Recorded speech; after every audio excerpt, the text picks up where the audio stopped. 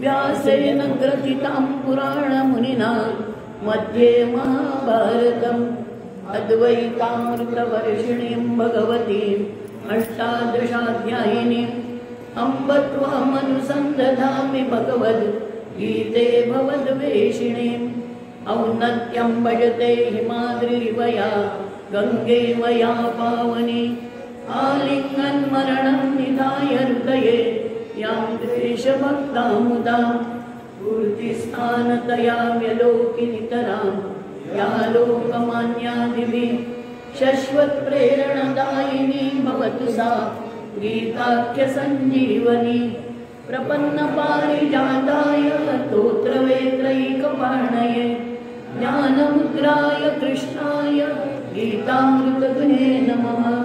ॐ नमो भगवते श्रीवासुदेवाय।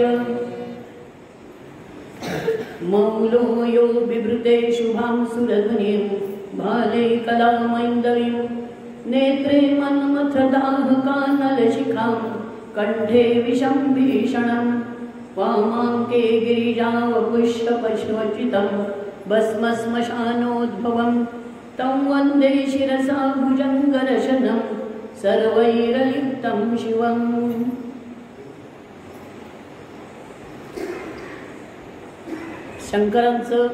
शंकरांना नमन करताना एका वेगळ्या प्रकाराने आपण त्यांची ओळख सांगितली म्हणायला हरकत नाही।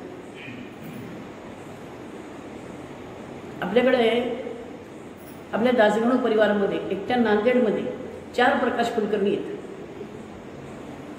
4 प्रकाश कुलकर्णी। तर कोणते प्रकाश कुलकर्णी? आपल्याला एखाद्याला काम सांगायचं असतं समजा, तर मी निरोप सांगते कोणाला तरी की अमक्या ते प्रकाश कुलकर्णी आहेत ना, आपले नांदेडचे आहेत ते, त्यांनी एवढा निरोप सांगवली। तर तो मला विचारतो की कोणते प्रकाश कुलकर्णी? मग त्याला सांगावं लागतं, ज्याच्याकडे काम आहे त्याची ओळख पूर्ण सांगावी लागते त्याला, की ते असे गोरे गोरे उंच आहे, त्या मल्टीपर्पजच्या तिथे समोर राहतात, किंवा आणखी काय तुमच्या चैतन्यनगरमध्ये राहतात, त्यांचा काही पत्ता असेल तो किंवा काय असेल ते ओळख सगळी सांगावी लागते। किंवा एखाद्या कोणी इथे चौकशी करतो की आम्हाला मामाला भेटायचं आहे। कोण मामा? आपण जे गोरट्यामध्ये थोडे मामा आहेत काय, गंगाधर मामा आहे, धोंडू मामा आहे, सगळ्या इकडे मामा म्हणण्याचीच पद्धत आहे ना। नाही हो, ते मंदिरातले नाहीत का ते मामा, ते पांढरा शर्ट घालतात ते, असं अशी काहीतरी ओळख पटवून सांगून द्यावं लागतं। तसं आता याला महादेव म्हटलं, आपण सगळ्या देवतांना देव मोठाच मानतो की नाही, पण शंकराला महादेव म्हटलं तर महादेवाची ओळख काय ही आपण या श्लोकामध्ये सांगितलेली आहे। मौलो यो बिभृते शुभां सुरधुनीं, ज्यांच्या मस्तकावर सुरधुनी म्हणजे गंगा ही विराजमान आहे। भाले कलामैन्दवीं, मस्तकावर कपाळावर चंद्राची कोर आहे। नेत्रे मन्मथदाहकानलशिखा, तिसरा डोळा जो आहे तो मदनाला जाळून भस्म केलेले, ज्या शिखेने मदनाला जाळून, ज्या शिखा म्हणजे ज्वाला, ज्या ज्वालेने मदनाला जाळून भस्म केलेलं आहे अशी ती मध्यावर डोळ्यामध्ये धारण केलेली म्हणा। कंठे विषम भीषणम, कंठामध्ये गळ्यामध्ये अत्यंत भयंकर असं विष धारण केलेलं आहे, की असं सांगतात की त्यामुळे त्यांचा जो गळा आहे तो मूळचे गौरांग आहेत ना, ते मूळचे शंकर गोरे म्हणून प्रसिद्ध आहेत, पण ते विष गेल्यामुळं त्यांचा जो घसा आहे, गळा जो आहे तो निळा दिसू लागला, आणि म्हणून त्यांना नीळकंठ असं नाव पडलं। आपण इथे ते सांगतात, कंठे विषम भीषणम वामांके गिरिजा, त्यांच्या डाव्या मांडीवर पार्वतीबाई बसलेले आहेत। वपुष्युपचितं भस्मश्मशानोद्भवं, अंगाला भस्म लावलंय, कुठलं? स्मशानातलं भस्म, प्रेत जाळलेलं भस्म। आता आपण ते अपवित्र मानतो। मी परवा सांगितल्यासारखं की पवित्र आणि अपवित्र ही सापेक्ष कल्पना आहे, कोण मानेल कोणी मानणार नाही। आता हे आशोच्याच आपण इथे गोरट्यामध्ये बघतो 10 दिवसाच्या ऐवजी रात्र आणि दिवस मिळून 5 दिवसामध्ये सुतक संपवतात की नाही? संपवतात. कारण कल्पना वेगळी पावित्र्याची कल्पना वेगळी वेगळी असल्यामुळे. तसं भगवान शंकरांनी स्मशानातलं भस्म का स्वीकारलं? मला एखादी प्रश्न विचारला होता म्हणून सांगते. म्हणजे भगवान शंकरांना वर्ज्य काहीच नाही आहे. ते यज्ञातलं भस्म असू दे की स्मशानातलं भस्म असू दे, त्यांच्या लेखी दोन्ही सारखंच आहे. आपल्या लेखी ते दोन्ही वेगळं वेगळं आहे. आणि आपल्या लेखी सुद्धा आपल्या माणसात हा भेद सांगितला तुम्हाला मी. भस्म स्मशानोद्भवम, स्मशानातलं भस्म त्यांनी स्वीकारलं. आणि अशा भगवान शंकरांना भुजंग दर्शनम, त्यांनी वाघाचं कातडं कमरेला बांधलंय आपलं. आणि ते कातडं नुसतं कसं राहील? त्याला गाठ काही मारता येत नाही. पण त्याला हे ठेवायचं जे राव्य काहीतरी बांधायला दोरी पाहिजे ना. रशना म्हणजे दोरी, कडवदोरा. मी काय म्हणतात त्याला? कडदोरा ना, कडदोरा. तसं कमरेला कडदोरा पाहिजे, म्हणजे मग ते खोचता येईल. जे हे आहे ते कातडं जे आहे ते भुजंग रशनम. आणि मला सांगा, यातली एक गोष्ट एकासारखी आहे का? म्हणजे आपल्या कल्पनेप्रमाणे एक गोष्ट चांगली, एक गोष्ट निषिद्ध आहे, एक गोष्ट वाईट म्हणू आपण. पण ते त्यांच्या लेखी ती काही नाही. त्याचं कारण आपण सांगितलंय. प्रत्येक ठिकाणी वेगळी वेगळी कारणं सांगितली ना आपण. सर्वैरलिप्तम शिवम, की हे सगळं आहे. काही सुख देणारं आहे आपल्या दृष्टीने, काही आपल्याला आश्चर्य वाटणारं आहे, काही मनाला हळहळ वाटणारं आहे. की अरे सगळ्या गोष्टी इतक्या चांगल्या असताना केशराचं गंध लावायचं सोडून त्यांनी स्मशानातलं भस्म कशाला लावावं बरं? असं कोण म्हणणार? आपण म्हणणार. पण त्यांच्या लेखी भस्म, केशर काही सगळ्या सारख्या गोष्टी आहेत. त्याचं कारण आहे की कशातच हे गुंतून राहिलेले नाही. यातल्या कोणत्याही गोष्टी मौल्यो ये दुरितये शुभाम सुरधुनी, ना त्या गंगेमध्ये गुंतून राहिले, ना त्या चंद्रकोरीमध्ये गुंतून राहिले, ना मांडीवरच्या पार्वतीत गुंतून राहिले. कुठेही गुंतून राहिलेले नाही. म्हणून अशा भगवान शंकरांना मी नमस्कार करतो. म्हणा पूर्ण ब्रह्मा सच्चिदानंद रूपा मेघश्यामा माधवा माय बाबा हे गोविंदा विठ्ठला चक्रपाणे वत्पादाब्जा वंदितो आदराने. तत्वकरिये वसुदेवाचे यदुवंशाचे सुदैवनाचे देवकीच्या गर्भीये ईश गवसे नाजो श्रुती स्मृतीस. काय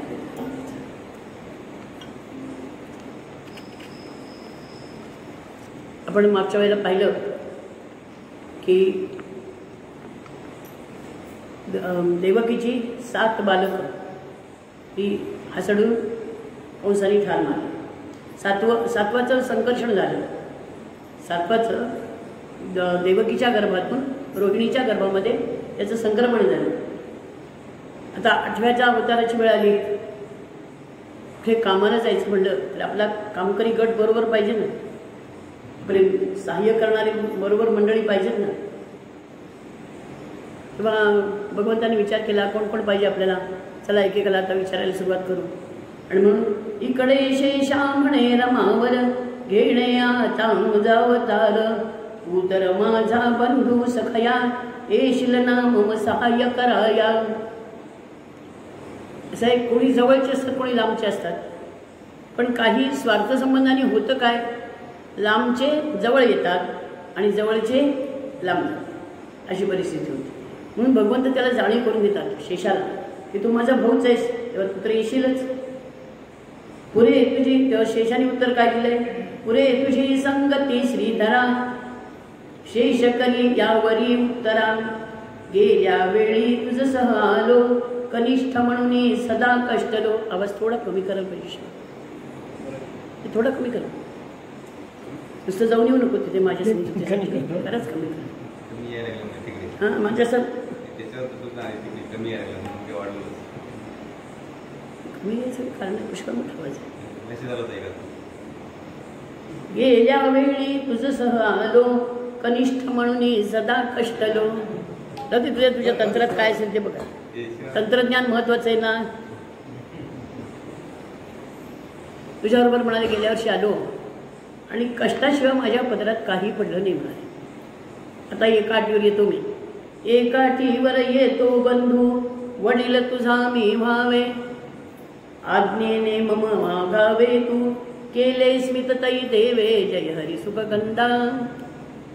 मी आता म्हणाले एका अटीवर तुझ्याबरोबर येतो. काय?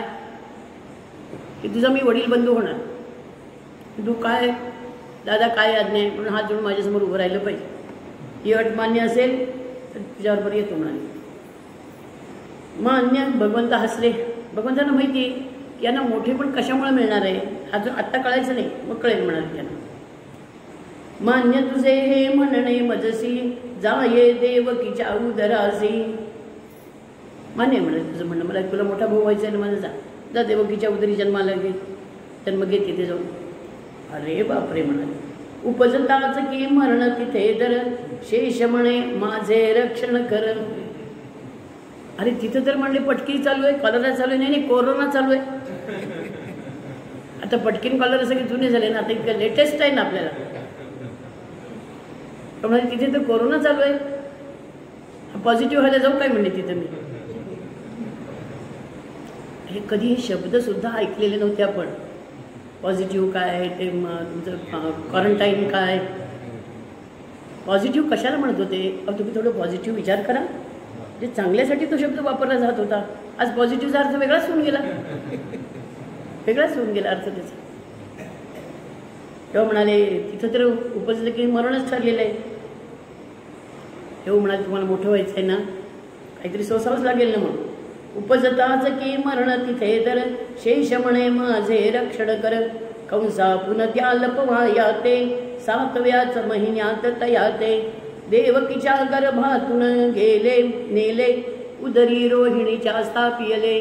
आणि मग त्याचा तर कामाची आवश्यकता तर आहे त्याच्या, तर त्याचं संरक्षण तर करायलाच पाहिजे ना. ज्याच्या कामाची आपल्याला आवश्यकता असेल त्याला सगळी त्याची सोय आपण करतो की नाही. बरोबर नेऊन आपण शिबिराला नेतो, मदतीसाठी कोणाकोणाला नेतो. आता नेतो म्हणजे त्याची सोय करावी लागेल की नाही. बरोबर. नाहीतर आपण 4 वेळेला हादडत बसायचं आणि त्याला एकदाही खायला द्यायचं नाही, चालेल का? बरं नाही चालणार. ही सगळी सोय करावी लागते माणसाला.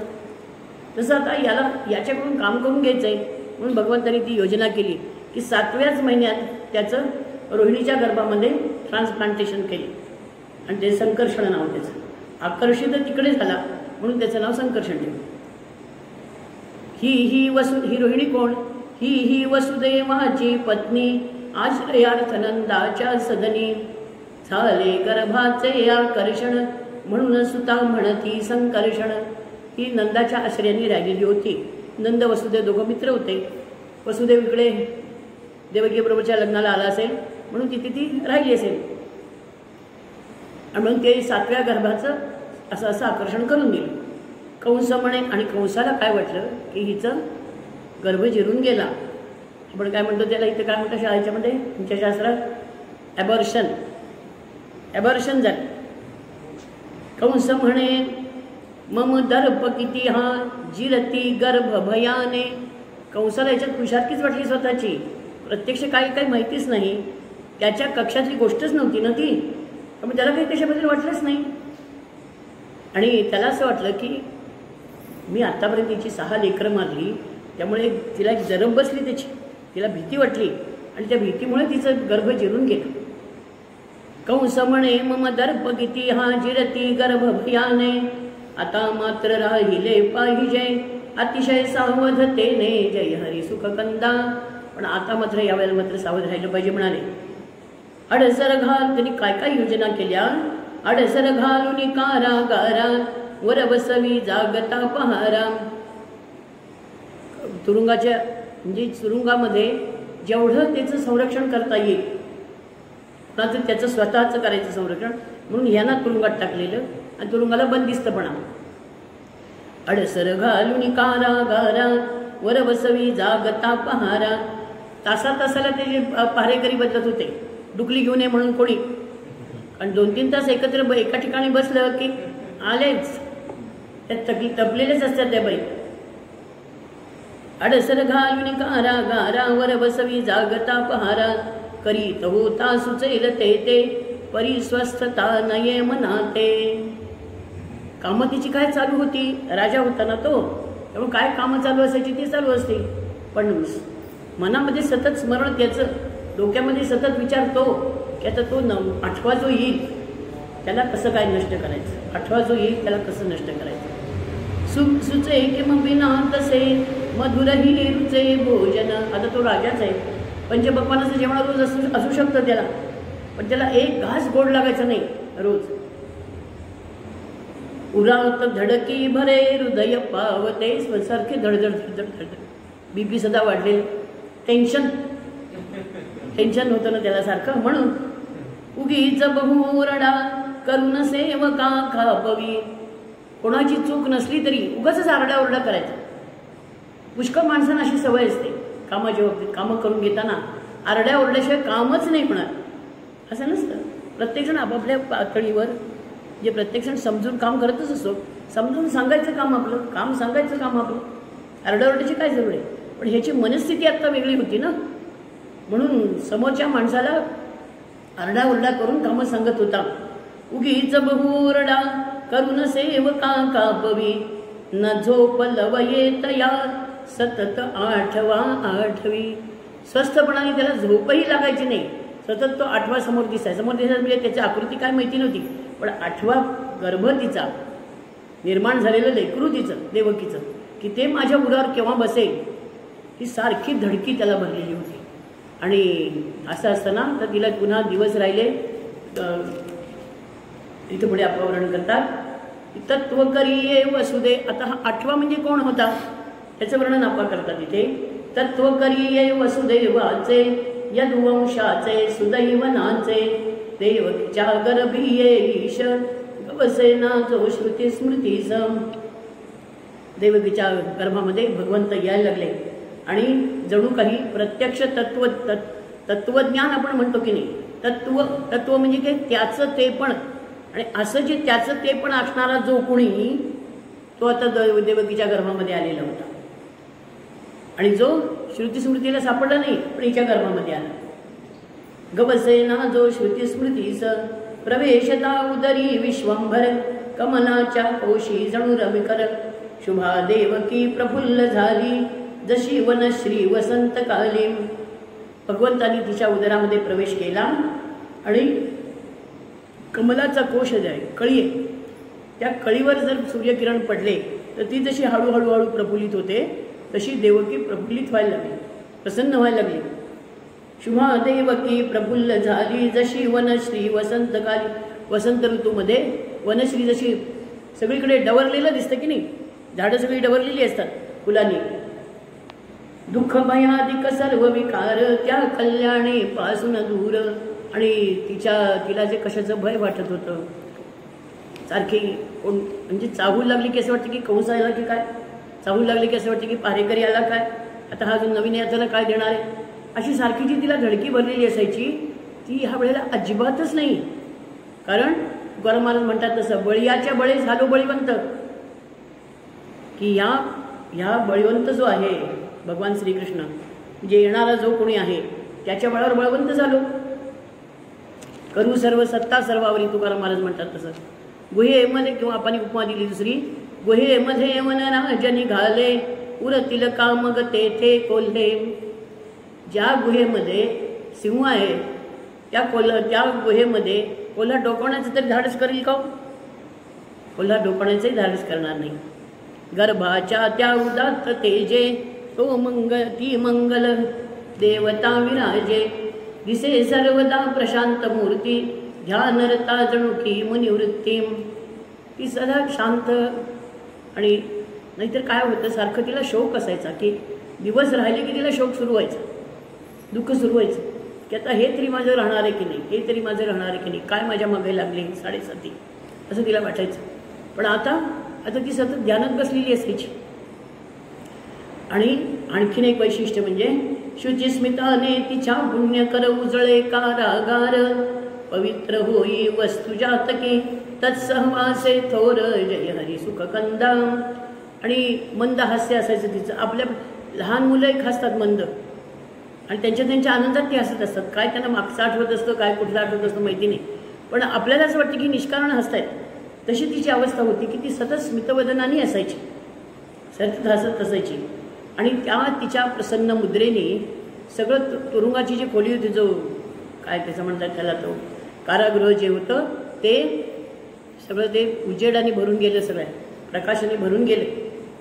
पवित्र होई वस्तू जातकी तत्सहवासे.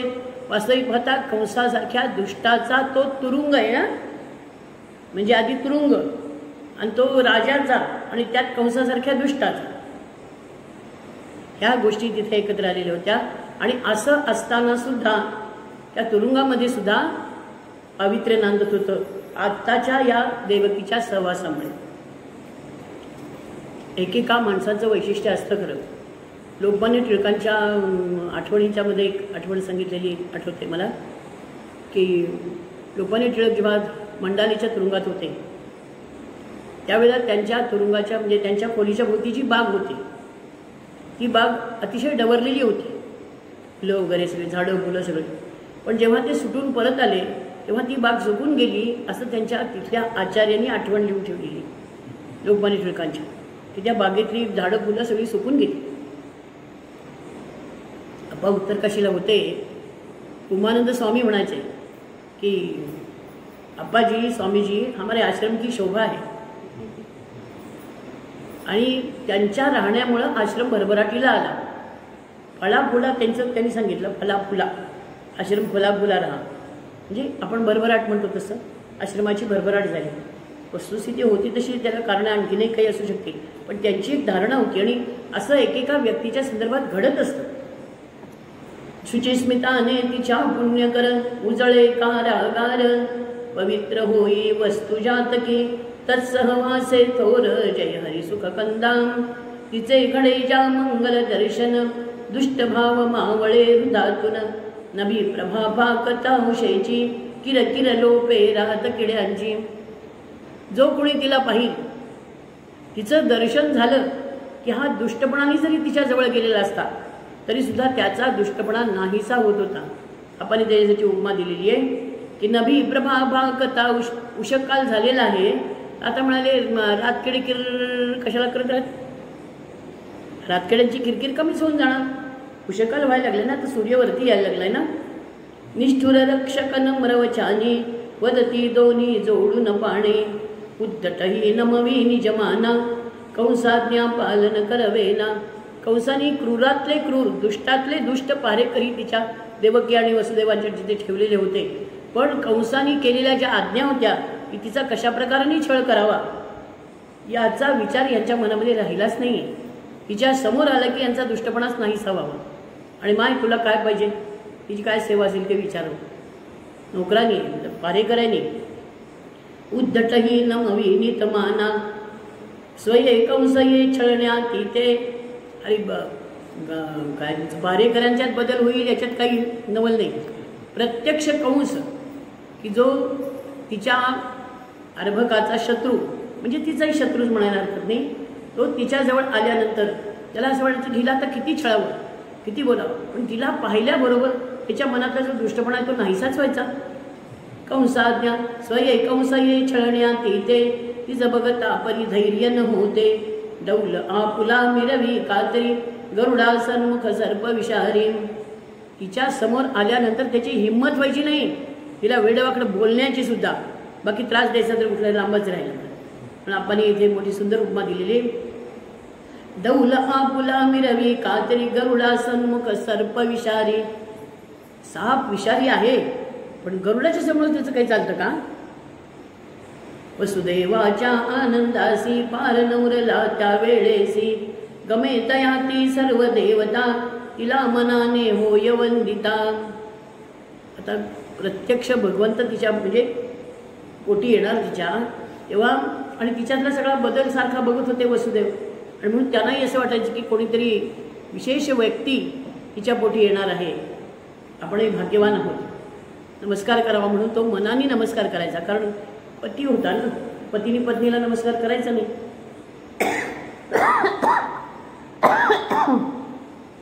आणि त्याच्यामध्ये काही कमीपणा नाही दुसरा काही.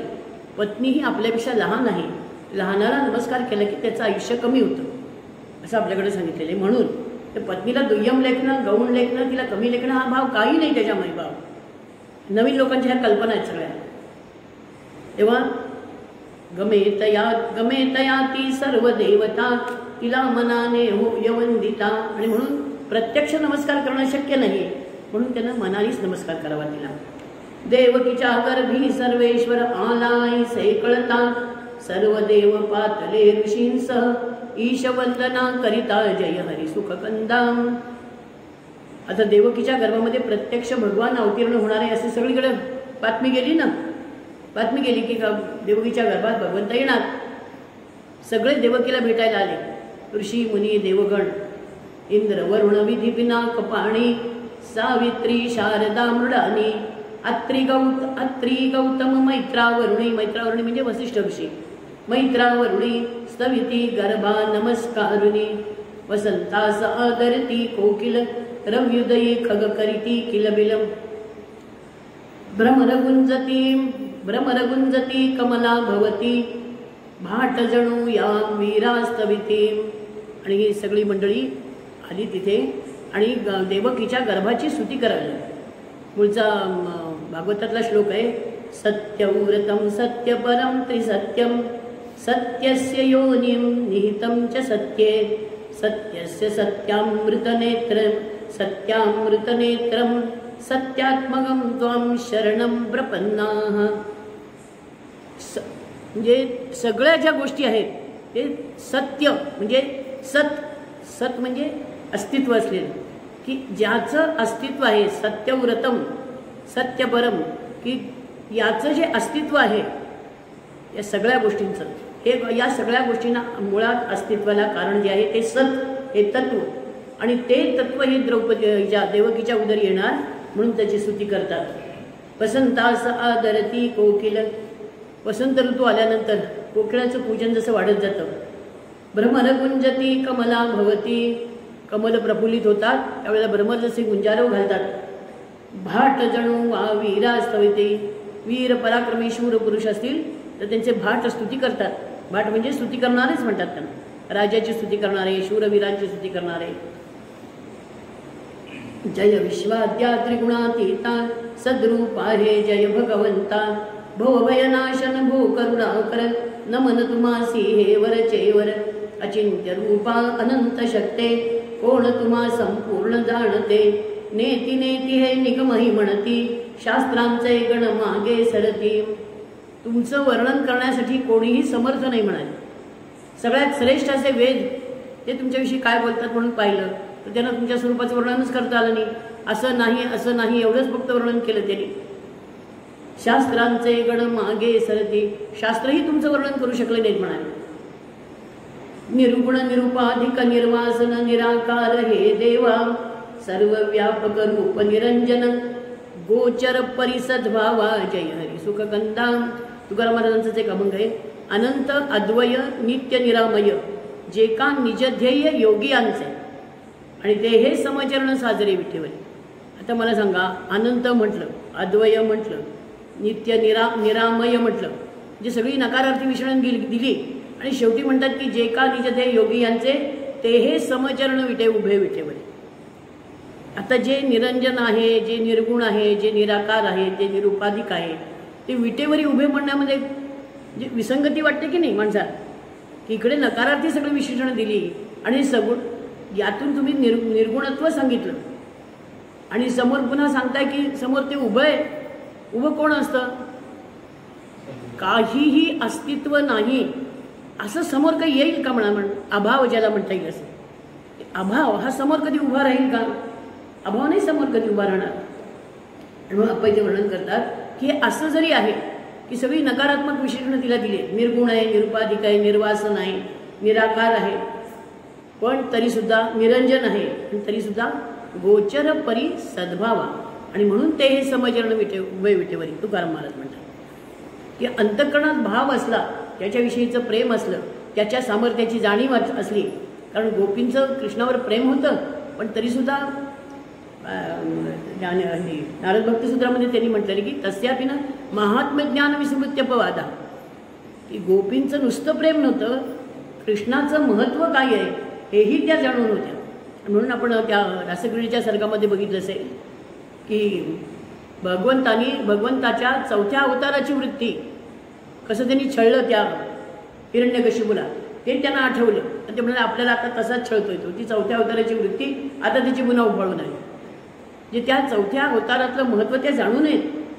तत्रापि न महात्म्यज्ञान विस्मृत्यपवादा. म्हणून इथे आपण सांगतात की सर्व व्यापक रूप निरंजन गोचर परिसद भावा. की अंतःकरणात भाव असेल तर गोचर म्हणजे तो पाहायला मिळतो, इंद्रियाने आपण जाणू शकतो. हा विश्वाचा भव्य पसारा तव मायेने ये आकारा. हीच करी लय त्याचा अंती स्वप्ना गिळते जशी जागृती. पण झोपतो आणि त्याला स्वप्न पडतं. आता काय स्वप्न प्रत्येकाची मनी वसे ते स्वप्नी दिसे असंही एक असतं. काही स्वप्न सूचकही असतात. ब्रह्मसूत्रामध्ये तो विषय आलाय सूचकशही असं काहीतरी सूत्र येते आठवते. तर अशा प्रकारची स्वप्न असतात की जी काही पुढे घडणार आहे त्याची सूचना त्या स्वप्नातून मिळते. अशी स्वप्न असतात. पण जागं झालं की ते स्वप्न शिल्लक राहतं का मला सांगा. एखाद्याला असं पुन्हा तसे प्रत्यय येतात पण सगळ्यांना काही तसा प्रत्यय येत नाही. स्वप्नात तर कोणाकोणाला आठवत सुद्धा नाही की आपल्याला स्वप्न पडलेलं होतं म्हणून. इथे सांगतात की स्वप्ना गिळते जशी म्हणजे काय की जागृती आली की स्वप्न हे नाहीसं होतं. स्वप्न हे गिळून टाकते ती जागृती. तसं म्हणाले इथे झालं की हा विश्वाचा भव्य पसारा तव मायेने ये आकारा. हीच करी लय त्याचा अंती. की हे जगताचा जो पसारा आहे तुझ्यापेक्षा वेगळा असा आम्ही जे म्हणतो तो जगताचा पसारा हे जाणवतं कुणामुळे. हे जाणवतंय ते मायेमुळे जाणवते आणि ती जाणवूनही तीच देते. आणि हे असं नाही हे कोणी सांगतं हो कोण सांगतं तीच सांगते. मायेने ये मायेने या तीच करील त्याचा अंती. भवत कृपा होत से जयावर तोच तरे हा माया सागर. गीतेमध्ये म्हटलेलं आहे की मामे वय प्रपद्यन्ते माया मेथाम तरंते. की जे माझ्यापर्यंत संसारामध्ये आलं की तो अडकून बसतोच. आता ह्याच्यातून पलीकडे जायचं आहे, ह्याच्यातून पलीकडे जायचं आहे, काही साधना घडायची आहे तर तो कोण पलीकडे जाईल. मामे वय प्रपद्यन्ते माया मेथाम तरंते. ते भगवंत सांगतात की जो माझ्यापर्यंत येऊन पोचतो त्याला समोर माया नदी वगैरे काही भानगड नाही, तरुण जातो म्हणाले तो. तोच तरे हा माया सागर त्या भक्तासाठीच दयाळा युगी युगी अवतार घेतला. पुनः पुन्हा हे सादर वंदन तव चरणासी असो दयाघन. ऋषी मुनी देवतांनी भगवंताची स्तुती केली आणि म्हणाले सदा आम्हावर कृपा असावी अन्य कोणती आसन जीवी. काही स्तुती करण्याच्या पाठीमागे सुद्धा माणसाला पुष्कळ वेळा काही मतलब साधायचा असतो. काही वेळाला त्याचं मोठेपण इतरांना कळावं म्हणून त्याची स्तुती केली जाते. इथे भगवंताचं सगळ्या देवतांचा उद्देश तोच आहे की तुमचं मोठेपण काय आहे हे सांगायचं. की इतके मोठे तुम्ही असून देवकीच्या गर्भामध्ये अवतीर्ण झालात हे सांगायचं आहे त्यांना. सदा आम्हावर कृपा असावी अन्य कोणती आसन जीवी. धन्य धन्य हे सती देवकी पूर्व पुण्य तव फळास येकी. माते या सर्व हि जगतावर असंख्यात केले उपकार. तपस्विनी कृष्णी अससी तू भगवती गत जन्मासी. मागितलेसी श्री विष्णूसी ये माझ्या उदरासी. जय हरी सुखगंधा. स्वयंभू मन्वंतरामध्ये सुतपा नावाचा राजा होता आणि त्याची ही पत्नी कृष्णी नावाची. तेव्हा तिने भगवंताला मागणी मागितली की देवा तू माझ्या उदरी जन्माला ये, माझ्या पोटी जन्माला ये, एवढीच माझी इच्छा आहे. तपाचरण केलं आणि तेवढी इच्छा सांगितली. भगवंतांनी सांगितलं तिला की पुढचा जो जन्म घेईन मी त्यावेळेला तुझ्या उदरी जन्माला येईल.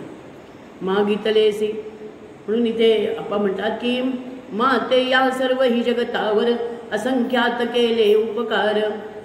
तू जर मागितलं असतंस म्हणाले त्यावेळेला की मला मोक्ष दे देवा तर त्यांनी कुठे जन्म घेतला असता. मग त्यांनी जन्म घेतला नसता.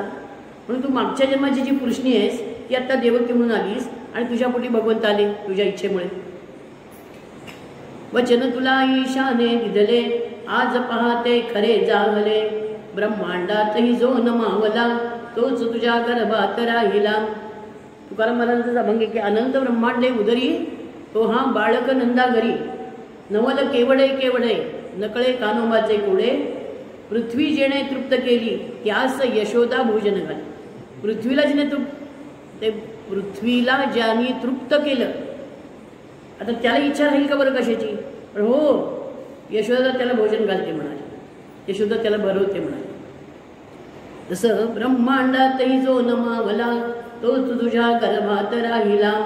वेद जयाचे यश गुण गाती, जपी तपी ज्या शोधित बिरती.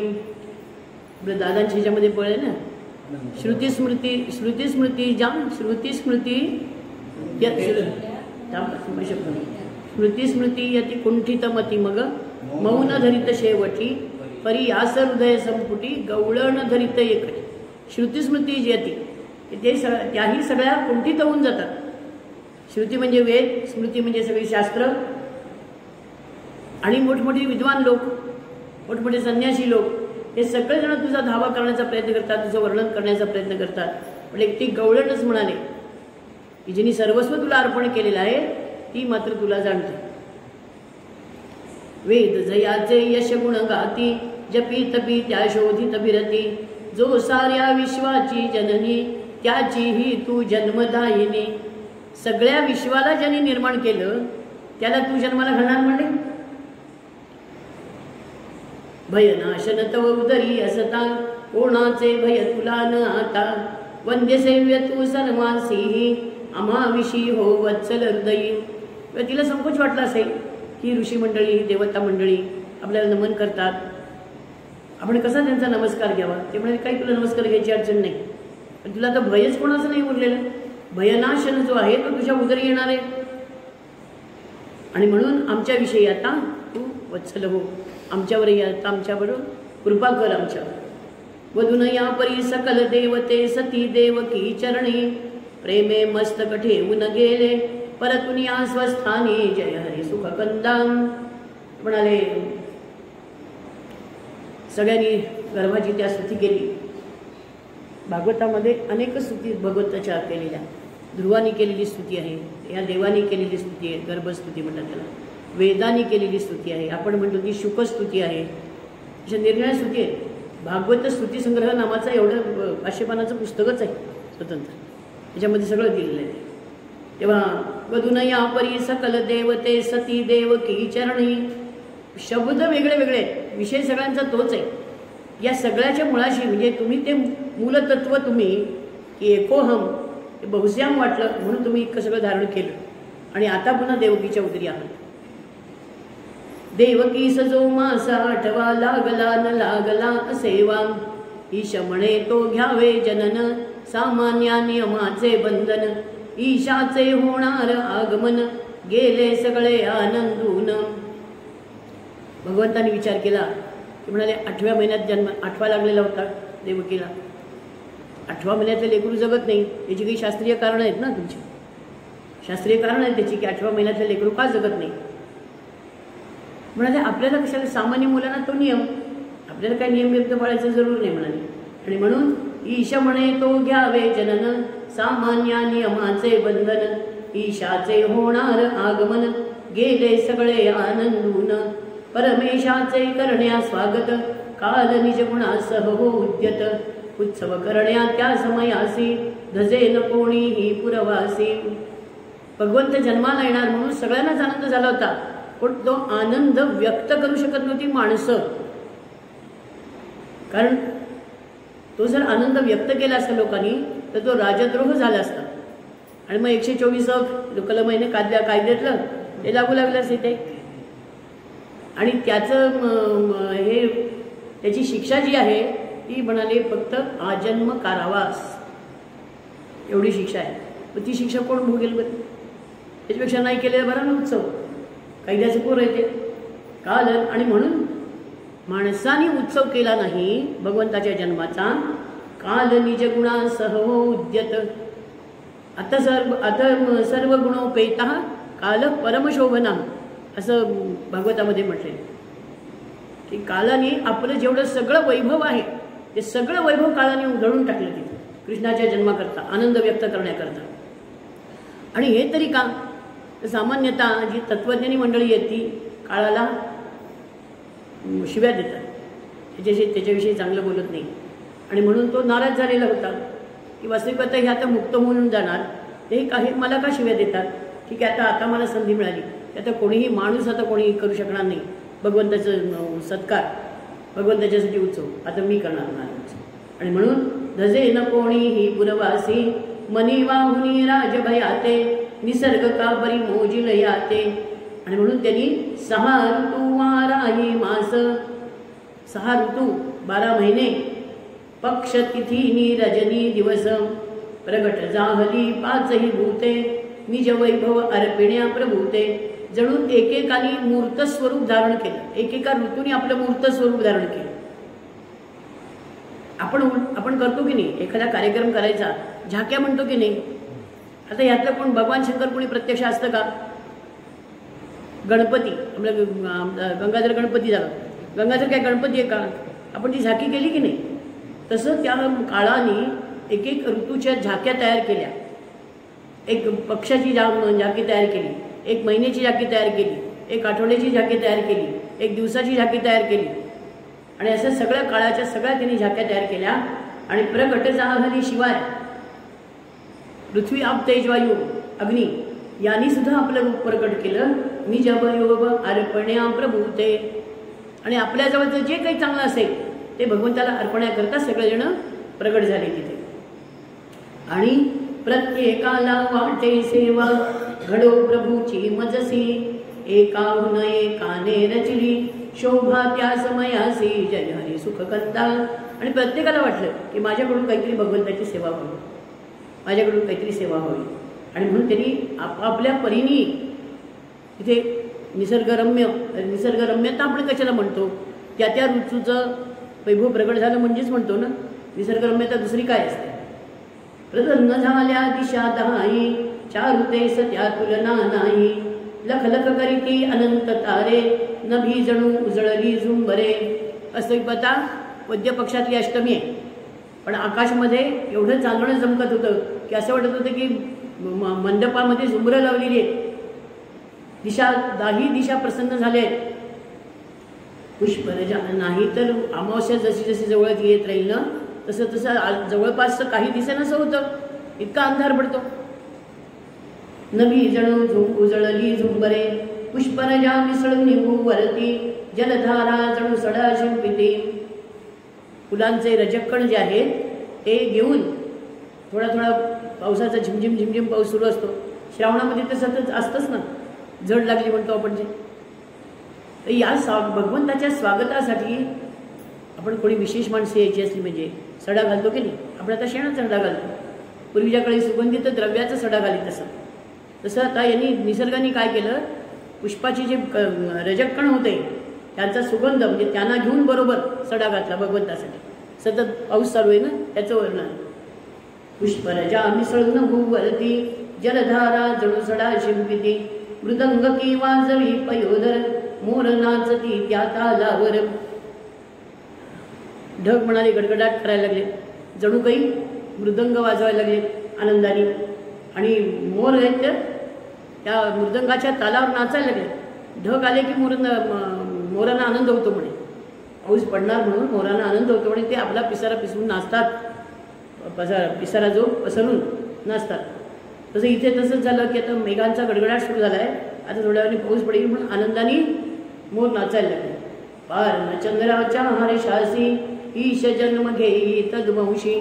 त्या चंद्राला सुद्धा एवढा आनंद झाला. सोमवंशामध्ये जन्माला येणार ना, रामचंद्र सूर्यवंशामध्ये आले होते आणि आता हे सोमवंशामध्ये येणार जन्माला. चंद्राला आनंद झाला, म्हणाले की आपल्या वंशात आता भगवंत अवतीर्ण होणार. आणि म्हणून त्यांनी आज अष्टमी भान नवरले, निज धन त्याने सर्व उधळले. आणि म्हणून चंद्राने आपलं सगळं वैभव उधळलं. वद्य अष्टमी असून सुद्धा टिपूर चांदणं सगळीकडे पडलेलं होतं म्हणाले. आणि हे सगळं बघून हे व्याने रविराज लप विमुख, परित्यासही झाला से हरिक. आता सूर्याला वाटलं की आपलं काही होतं बोललं नाही, आपल्या वंशात जन्माला आले नाही, काय नाराज आहेत आपल्या मैत्री मालक. पण ठीक आहे म्हणाले, मालक जन्माला येत आहेत ना त्याचा त्या सूर्यालाही आनंद झाला आणि म्हणून त्यांनी काय केलं, त्याने बंदी भ्रमर सोडिले कमलबंधना करून मोकळे. राजाला आनंद झाला की तुरुंगातले जेवढे कैदी असतील त्या कैदींना सोडून दिलं जातं म्हणे. सामान्यतः पूर्वीच्या काळी होतं की राजाला मुलगा झाला की ते बंदी सोडून द्यायचे. त्या रघुवंशाच्या राजाचं वर्णन करतात की त्याच्या कारागृहामध्ये कैदीच नव्हता म्हणे. मग काय केलं त्यांनी पितृऋणातून स्वतःला मुक्त केलं, असं वर्णन आहे कालिदासाने केले की स्वतःला पितृऋणातून मुक्त केलं. तर इथे कमलबंधना करून मोकळे त्याने बंदी भ्रमर सोडले. रात्रीच्या वेळेला ते भुंगे कमळामध्ये फुलामध्ये अडकलेले असतात ना. आता सूर्योदय झालेला नाही पण तिचं कमळ मुक्त करून भुंग्यांना मुक्त करायचं काम त्यांनी केलं. जे कैदेत होते राजाला आनंद झाला की कैदी सोडले जातात ना. ते कोणते कैदी सोडले तर फुलामध्ये अडकलेले भ्रमर सोडले म्हणाले सूर्यराजाने. त्याने बंदी भ्रमर सोडले लता बहरल्या रम्य फुलानी सुगंध भरला पानोपानी. आणि झाडं फुलं झाडांचा सुद्धा फुलं नसलेल्या झाडांचा सुद्धा विशिष्ट सुगंध असतो.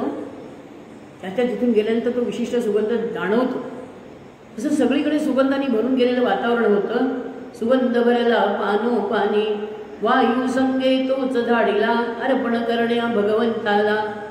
आता या झाडा फुलांनी बेलींनी विचार केला आपण इथून उठून काही भगवंतापर्यंत जाऊन पोचत नाही, तेव्हा आपल्याजवळ जी चांगली गोष्ट आहे सुगंधासारखी ती पाठवावी.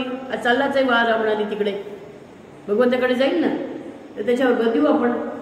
अर्पण करण्या भगवंताला वृक्षांनीही तसेच केले सरोवरांनी वेलींनी आपला सुगंध दिला. बारकी झुडपं होती त्यांनी आपला सुगंध दिला. नंतर सरोवर जे होते तिथे झाडांनी आपला सुगंध दिला. सरोवरांनी आपली शीतता जी होती गारपणा जो होता गारवा जो होता तो त्या वाऱ्याला दिला. गार वारं व्हायला लागलं ना. वृक्षांनीही तसेच केले सरोवरांनी शैत्यैर अर्पिले. आणि मग त्याचेही तुके ओझे झाले की तो वायू हळूहळू चाले. मंद वारा सुटला होता ही कल्पना ही अशा स्वरूपात मांडली आपण की तो वायू हळूहळू चाले. हे सगळ्यांचं ओझं घेऊन चालला ना तो भगवंताकडे आणि म्हणून मंद असा वारा सुटलेला होता. फलभारे लवलेल्या वृक्षी किलबिलती मधुपक्षी लक्ष्मीची मंदिरे विकसली सरोवराच्या कुक्षी जय हरी सुखकंदा. लक्ष्मीची मंदिरं म्हणजे कमळं. सगळ्या सरोवरामध्ये कमळं सगळी प्रफुल्लित झाली म्हणाले. पक्षी किलबिलाट करू लागले. वृक्षावर फळं लागलेली असल्यामुळे ते वृक्ष वाकलेले होते फलभारे लवलेले होते. अमृत ऋषी मोहर यावा अमृत ऋषी मोहर आला मंजुळ गाती वरी कोकिळा. आंब्याचे दिवस असतात का श्रावणामध्ये नसतात पण तरी सुद्धा ह्यांना आनंद झालाय ना म्हणून त्या आंब्याला सुद्धा मोहर आला. त्यामुळे कदाचित आता जे तुमचं ते संकरित जे बिये निघालेले आहेत काही जे येता पुढे आंबे येतात त्या या दिवसात सुद्धा कदाचित तिथपासून असेल त्याचं बी सांभाळून ठेवलेलं कुठेतरी. गुंजारव करिता ती मधुकर वनदेवीचे जणू कानूपुर. मधुकर म्हणजे भुंगे. भुंगे त्या कमळातून बाहेर पडले आणि ते गुंजारव करतायत जणू त्यांनी पायामध्ये घुंगरं बांधलीत आणि ते नाचतायत. नद्या नद्यांना पूर लोटला हो त्या परिसर वही निर्मला. सगळ्या नद्यांना पूर आला. नद्यांना पूर आली की काय होतं पाण्याची अवस्था गढूळ पाणी होतं सगळं. पण इथं उलटं होतं म्हणाले. नद्यांना पूर तर आलेला आहे पण सगळ्या स्वच्छ आहेत नद्या. पूर कशा करता आला भगवंत जन्माला आले म्हणून येणार म्हणून. कुलकन्येचे संपदेतही पवित्र शुचित्व विलयासी नच जाई. कितीही श्रीमंती मिळाली तर जी चांगल्या घरची मुलगी आहे ती त्या श्रीमंतीने माजून जात नाही. ती तशीच नम्रपणानेच वागत राहते. तसं म्हणाले या नद्यांचं होतं. केवढ्या मोठ्या पुराणी नद्या भरून गेल्या आहेत पण स्वच्छ होत्या पहिल्या जशा होत्या तशाच. मांगल्याने नाली अवनी चंदन चर्चित दिसे यामिनी. नवीच शोभा स्थला स्थलाये प्रसन्न झाली सज्जन हृदये. सज्जनांचे अंतःकरण प्रसन्न झाले भगवंताचा अवतार घेणार म्हणून. कुंडातील विप्राचे अग्नी प्रदीप्त झाले शांतपणाने. अग्निहोत्र ज्यांच्याकडे असतं त्यांच्याकडे सतत कुंड असतं. अग्नी प्रदीप्त झाला तो ज्वालाशा भडकल्या नाही, शांतपणाने अंगणी तेवत होता म्हणाले. प्रदीप्त झाले शांतपणाने स्वर्गी तणतण झडे नगारा, देव वर्षिती सुमसंभारा. स्वर्गातून देवानी फुलांचा वर्षाव केला म्हणाले. तिथे गंधर्वाने सुस्वर गायन, गंधर्वाचे सुस्वर गायन नृत्याप्सरा करीती, पावित्र्यासह आनंदाने वातावरणे भरती, जय हरी सुखकंदा. गायन नृत्य या ज्या गोष्टी आहेत ना, याच्यातून उन्मादकता प्रत्याला येते, माणूस बेभान होऊन जातो त्याच्यात. इथे म्हणाल तसं नाही झालं, सगळ्यांना मर्यादा होती. पावित्र्यासह आनंदाचे वातावरणे भरती, जय हरी. ते पाहायला सुद्धा बरं वाटत होतं, नाहीतर अशी हिडीसं नाचतात तुम्हाला सांगते. ते पाहायला सुद्धा बरं वाटत नाही. सत्य सत्य तो बहुशुभ काल, जे मांगल्याचेही मंगल, सौंदर्याचे रूप मनोहर, होते आता अवतरणार. काय त्या म्हणजे त्या मुहूर्ताचं वर्णन कसं करावं म्हणतात आपण, की ज्या क्षणी भगवंत जन्माला आले, ते भगवंत जन्माला येणार म्हणजे काय होणार त्याची कल्पना आपण केलेली आहे. जवळ 21-22 कल्पना आहेत त्या सगळ्या. सत्य सत्य तो बहुशुभ काल, जे मांगल्याचेही मंगल, मंगलानांच मंगलम असं विष्णू सहस्रनामाच्या याच्यामध्ये भीष्माचार्यांनी सांगितले. हे रूप कसे म्हणाले, मंगलानांच मंगलम, मंगलात मंगल. सौंदर्याचे रूप मनोहर, वसईपता सौंदर्य हे भाववाचक नाम आहे ना, सौंदर्य हे भाववाचक नाम आहे, पण त्याला रूपत्व प्राप्त झालं म्हणजे सौंदर्य हे जणू विशेष नाम ठरलं. सौंदर्याचे रूप मनोहर, होते आता अवतरणार, प्रगटणार वेदांचे हृदगत अथवा उपनिषदांचा अर्थ. वेदांचं हृदगत काय, तुकाराम महाराजांनी सांगितलं. वेदू अनंत बोलीला, अर्थ इतुकाची केला. विठोबासी शरण जावे निजनिष्ठे नामगान. मला सांगा, कुठं कोण्याही जाणकार वेदाच्या जाणकारांना विचारा की विठोबा नाव तुमचं वेदामध्ये आलंय का? नाही, वेदामध्ये विठोबा हे नाव नाही. मग काय सांगितलंय, प्रपत्ती सांगितली नाही, शरणागतता सांगितली नाही. मग ती कोणत्याही देवतेला असेलच की नाही. माझा देव विठोबा, मी विठोबाचं नाव सांगणार. म्हणून वेदू अनंत बोलीला, अर्थ इतुकाची केला. काय, विठोबाशी शरण जावे निजनिष्ठे नाम. ते साधना करा, त्याचं नाव घ्या. हेच नामस्मरणाचं महत्त्वच वेदांनी सांगितलं. म्हणाले, प्रगटणार वेदांचे हृदगत अथवा उपनिषदांचा अर्थ, किंवा उपनिषदाचा अर्थ म्हणजे तत्व म्हटलं ना मी. ते तत्व म्हणजे त्याचे ते पण जे आहे ते आता प्रगट होणार आहे. सकल शास्त्रांचे प्रतिपाद्य, शास्त्र कशा करता सांगतात. आता मीमांसा शास्त्राचा उद्देश की स्वर्ग काम यजेत, की ज्याला स्वर्गाची इच्छा आहे त्यांनी यज्ञ करावं. यजेत त्यांनी यज्ञ करावं. निर्णय शास्त्रांचं निर्णय प्रयोजन आहे. सगळं ही प्रयोजन कशासाठी, माणसाला सुख प्राप्त व्हावं म्हणून, माणसाचं कल्याण व्हावं म्हणून. तर हे ते अप्पा सांगतात इथे, सकली शास्त्रांचे प्रतिपाद्य. सगळ्या शास्त्रांनी प्रतिपादन कोणत्या गोष्टीचं केलंय, या एका गोष्टीचं केलेले म्हणाले. ध्येय पुराणांचे निरवद्य, निरवद्य म्हणजे निर्दोष. पुराणांनी सुद्धा वर्णन केलेलं आहे. पुराण म्हणजे काय, आपण साहित्यातले 2 विषय मानतो. एक निबंध विषय, की जो गंभीर विषय असतो, सिद्धांत रूप सांगितलेलं असतं त्याच्यामध्ये. आणि एक कादंबरी असते. कादंबरीमध्ये मनोरंजन जास्त, तत्व काही जे सांगितलं असेल, सिद्धांत काय सांगितलं असेल तर थोडक्यात असतो, मनोरंजन त्याच्यामध्ये जास्त. तसं पुराणांचं स्वरूप आहे. अतिशयोक्ती असेल पण ते घडलंच नाही असं नाही. म्हणून पुराण थोतांड नाही. पुराण जी आहे ती थोतांड नाही आहे. फक्त त्याच्यामध्ये तुम्ही मॅग्निफाईंग ग्लास, ही सूक्ष्मता बघायसाठी मॅग्निफाईंग ग्लास वापरता. इथं मॅग्निफाईंग ग्लास लावूनच आधी सांगितलेलं सगळं अतिशयोक्त म्हणजे. कारण हा अतिशयोक्त हा अलंकार आहे साहित्यशास्त्रातला, आणि असत्य नाही त्याच्या पाठीमागे. तेव्हा ध्येय पुराणांचे निरवद्य, विशुद्ध भक्तीचा आधार. मयीच्या अनन्य योगेन भक्तिरम व्यभिचारिणी, भगवंत 13व्या अध्यायात सांगतात.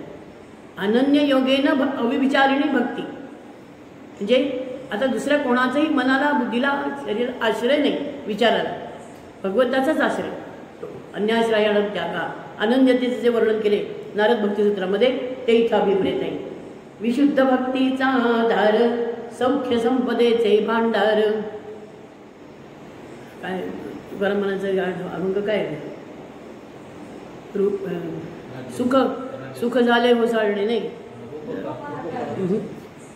सुंदर ते झाल्याची शेवटची ओळ आहे. तुका म्हणे माझे हेची सर्व सुख, तुका म्हणे माझे हेची सर्व सुख, पाहिन श्रीमुख आवडे. की हेच मला सुखाचं दुसरं काहीच नाही म्हणाले. पाहिन श्रीमुख आवडेने हेच माझं सुख. सौख्य संपदेचे भांडार, म्हणून तिथं म्हटलं आपण की हे सौख्याचं भांडार आहे म्हणाले. कला कलापांचे सौंदर्य, कलाप म्हणजे समुदाय, सगळ्या कलांचा समुदाय इथं आहे म्हणाले, याच्या ठिकाणी आहे. आणि म्हणून आपण जेव्हा कृष्ण गुरूंच्या घरी शिकायला गेले त्यावेळी त्यांनी कसं विद्या आत्मसात केली ते आपण ऐकले. तर तिथं 64 कला ज्या आहेत त्या त्यांनी एकेका प्रहरात एक एक कला शिकली. तर चोरी करणं ही सुद्धा कलाच आहे. ते तिथे शिकले, ते आधी करून घेतली गोकुळामध्ये चोरी, आणि मग पुन्हा तिथं म्हणजे मी केलेलं ते बरोबर होतं की नाही म्हणून खात्री करून घेतली त्यांनी, आधी प्रॅक्टिकल. काव्यरसातील वा माधुर्य, किंवा काव्यरसातलं जे माधुर्य आहे आपण हे कृष्णकथामृतामध्ये अनुभूत. काय सुंदर कविता, काय सुंदर कल्पना आपण एकेका याच्यावर केलेल्या आहेत, सुंदर उपमा दिलेले आहेत. ते तर ज्ञानेश्वर महाराज म्हणतात की शब्द हा खरं म्हणजे विषय कोणाचा, शब्द हा विषय श्रवणाचा. पण म्हणाले नाकाला वाटतं की तो मला सुगंध त्याचा मिळावा. आता सुगंध हा काही शब्दाचा विषय नाही, पण नाकाला वाटतं, जिभेला वाटतं की मी हा रस चाखावा याचा. असं मी निर्माण करीन, ऐसी अक्षरे रसिके मिळवीन, अमृतातही पैजा जिंके ऐसी अक्षरे रसिके मिळवीन. ज्ञानेश्वर महाराज म्हणतात. हा पैदा तेच सांगतात, काव्य म्हणजे कवितेतलं माधुर्य कसं असतं ते अशा स्वरूपाचं असतं. काव्यरसातील वा माधुर्य जगत्रयाचे मूल कारण, सगळ्या जगताची उत्पत्ती ज्याच्यापासून झाली, जन्माद्यस्य यतः ब्रह्मसूत्र सांगतो, सगळ्या जगताची उत्पत्ती ज्याच्यातून झाली. संत सज्जनांचे वा जीवन, संतांच्या सत्पुरुषांचं जीवन जो आहे की त्याच्याशिवाय जगणंच अशक्य आहे. जला वेगळी मासोळी तैसा तुका तळमळी, की मासोळी जशी पाण्याशिवाय राहू शकत नाही तसं देवात विषयाशिवाय आम्ही राहू शकणार नाही असं सांगतात. म्हणून आपण इथे सांगतात सज्जन संत सज्जनांचे वा जीवन, योगांचे सामर्थ्य महत्तर. योगाचं जे मोठेपण सांगितलं जातं गीतेमध्ये, योगाच्या 3 प्रकारांनी व्याख्या सांगितल्या. समत्वम योग उच्यते, तम विद्या दुःख संयोग वियोगम योग उच्यते, आणि योग कर्मसु कौशलम. योग कर्मसु कौशल म्हणजे तुमच्या वाट्याला आलेलं जे कर्म असेल ते कौशल्याने करा, ते कर्म कौशल्याने करा. निर्णय लोकांनी त्याचे वेगवेगळे अर्थ केले. मला त्यातला हा अर्थ जास्त भावला की योग कर्मसु कौशल म्हणजे तुमच्या वाट्याला आलेलं कर्म तुम्ही कौशल्याने करा, फक्त ते भगवत अर्पण बुद्धीने करा. की हे माझ्यासाठी नाही मला करायचं, हे त्याच्यासाठी मी करतो. पण त्याच्यासाठी म्हणजे कोणी समाजकार्य करीत असेल तर समाज हे त्याचं रूप म्हणा, समाज हे त्याचं रूप म्हणा. कोणी वैद्यकीचा व्यवसाय करीत असेल, येणाऱ्या पेशंटला त्यांनी त्याचं रूप मानावं. आता भगवंताला पेशंट कसं मानायचं नाही, प्रत्येकाच्या मध्ये तो आहेच आहे ना, म्हणून मानायचं. भगवंताला पेशंट कसं मानायचं हा विचार नाही त्याच्या पाठीमागे, पण मी त्याची सेवा करतोय ही भावना ठेवायची, त्याच्यासाठी सांगते. योगांचे सामर्थ्य योग कर्मसु कौशलम, आपण त्याचा विचार केला. तम विद्या दुःख संयोग वियोगम योग संहितम, म्हणजे दुःखाचा वियोग, तम विद्या दुःख संयोग वियोग, दुःखाच्या संयोगाचा वियोग म्हणजे योग म्हणा. म्हणजे दुःख नाहीच, सुख आणि आनंदच. आणि समत्वम योग उच्चते, सुख दुःखे समय कृत्वा, याच्या सगळ्या गोष्टी समत्वाच्या संदर्भात सांगितलेल्या आहेत. तर म्हणजे योग. ते ब्राह्मण चांडाळ हत्ती गाय या सगळ्यांना जो सारख्या भावनेने बघतो. मी परवा एकदा उदाहरण सांगितलं होतं की ह्यांना सारख्या यांनी बघायचं, सारख्या भावनेने बघायचं यांच्याकडे. म्हणजे काय करायचं, दासगुरू महाराजांनी त्याच्यावर लिहिले की ब्राह्मण आणि पशुला समान मानणे हा सिद्धांत झाला. म्हणून काय त्या दोघांना खाया गवत घालावे, की ब्राह्मणांना अतिशय अगत्याने बोलून आणायचं, रांगोळ्या बिंगोळ्या पाठ रांगोळ्या सगळं करायचं, आणि त्या चांदीच्या ताटामध्ये कवताची पेंडी आणून ठेवायची. कारण आम्ही सगळे सारखे लिखतो म्हणाले, आमच्याकडे गाय आहे ना, आम्ही गाय आणि तुम्हाला सारखं मानतो. हा व्यवहार चालेल का? मग अर्थ काय याच्यातून? अर्थ याच्यातून असा की ज्याच्याशी जसं वागणं योग्य आहे त्याच्याशी तसं वागणं म्हणजे समानता, ही समत्वम योग उच्यते. ते योगात आणि असा हा योग जो आहे याचं जे सामर्थ्य आहे ते आता अवतीर्ण होणारे म्हणाले. तत्वज्ञानाचे वासार, तत्वज्ञानामध्ये 4 महावाक्य सांगितली जातात. अहम ब्रह्मास्मी सर्वम खलु इदं ब्रह्म, अयमात्मा ब्रह्म आणि प्रज्ञानम ब्रह्म. हे जे 4 सांगितलेले आहेत की उपनिषदाची वाक्य म्हणून महावाक्य म्हणून सांगितले, ते याच्या रूपाने अवतीर्ण होणार म्हणाले. तत्वज्ञानाचं सार, सात्विकशा प्रेमाचा निर्जर. काही प्रेमाचे सुद्धा प्रकार असतात. निष्काम प्रेम जे आहे, सात्विकतेतून निष्काम प्रेमाचंच उगम होतो त्याचा. पण बाकी प्रेम हा शब्द नाही तिथे वापरता कामा. खरं म्हणजे आज बघतो ना आपण की आज प्रेम आहे म्हणून विवाह करतात, आमचं प्रेम आहे म्हणून केलं, आणि महिन्याने घटस्फोटाची तयारी. ह्याला प्रेम म्हणायचं का? तेव्हा प्रेम जे आहे ते निरपेक्ष असतं, ते काही मागत नाही. प्रेम जे आहे ते काही मागत नाही, त्यागाची तयारी असते, त्याला म्हणायचं प्रेम. आणि हे सात्विकतेचं लक्षण आहे. म्हणून आपण सांगतात येते की अशा सात्विकतेचा, अशा निरपेक्ष प्रेमाचा, अशा निष्कामतेचा हा इथं उगम आहे म्हणाले. निर्जर हा झरा इथून हा शिकवतो सगळं. वा सद्धर्माचा ध्वज उज्ज्वल, धर्माचा उज्ज्वल ध्वज म्हणाले. हा ध्वज म्हणजे कुठूनही दिसतो तो ध्वज येतो. तसं याची धार्मिकता जी आहे, आपण ते संपूर्ण भागवत महाभारताचं सगळं चरित्र पाहिलं त्याच्यामध्ये हे दिसून येतं भगवंताची धार्मिकता. साहित्याचे विशाल हृदय. साहित्य म्हणजे काय? त्याची व्युत्पत्ती सांगताना म्हणले की हितेन सहितम आणि तस्य भावा, की जे हिता करता आहे त्याचा जो भाव ज्याच्यात असतो त्याला साहित्य म्हणायचं. आता काय करतं, आत्ताच्या साहित्याचा विचार कसा करता येईल या संदर्भात होतच नाही. ते हितेन सहितम नसतंच. मुळे तुमच्या वृत्तीला संघर्ष कसा निर्माण होईल, तुमच्यामध्ये, तुमच्या मनोवृत्तीमध्ये, तुमच्या बुद्धीमध्ये संघर्ष कसा निर्माण होईल तसे मुद्दे उपस्थित करणार आणि तुमच्या मनामध्ये नाना प्रकारच्या शंका निर्माण करणार, त्याची उत्तर देणार नाही. हे सगळं त्या साहित्यामध्ये येतं. म्हणून आपण इथे सांगतात तिथे साहित्याचे विशाल हृदय. हृदय म्हणण्यामध्ये काय की गाभा, अंतरात्मा, की साहित्य त्याचं उद्देश विशाल हृदय म्हणण्यामध्ये, की हे सगळं जे याच्या रूपाने अवतीर्ण होणारे म्हणाले. श्रेयाचे वा मूर्त प्रेय. काय श्रेय आणि प्रेयाचं जे भांडण आहे ते उपनिषद काळापासून आहे. कठोपनिषदामध्ये नचिकेतानी यमाला विचारलेलं. आपण इथे म्हणतात की याचं श्रेय आणि प्रेय हे दोन्हीच गोष्टी आहेत. जसं सुदामदेवानी सांगितलं, माझे श्रेय तुझे प्रिय स्वरूप राहील की सारखे. सुदामदेवानी सांगितलं तसं. श्रेय म्हणजे जे हितकारक आहे ते, आणि प्रेय म्हणजे आवडतं आहे ते.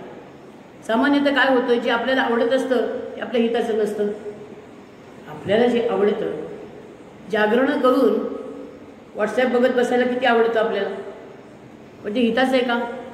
अरे डोळे त्याच्याने खराब होतात म्हणतात, आणि जागरणाने इकडे पित्त वाढतं, जागरणाने पित्त वाढतं आणि त्याचे डोळे खराब होऊन जातात.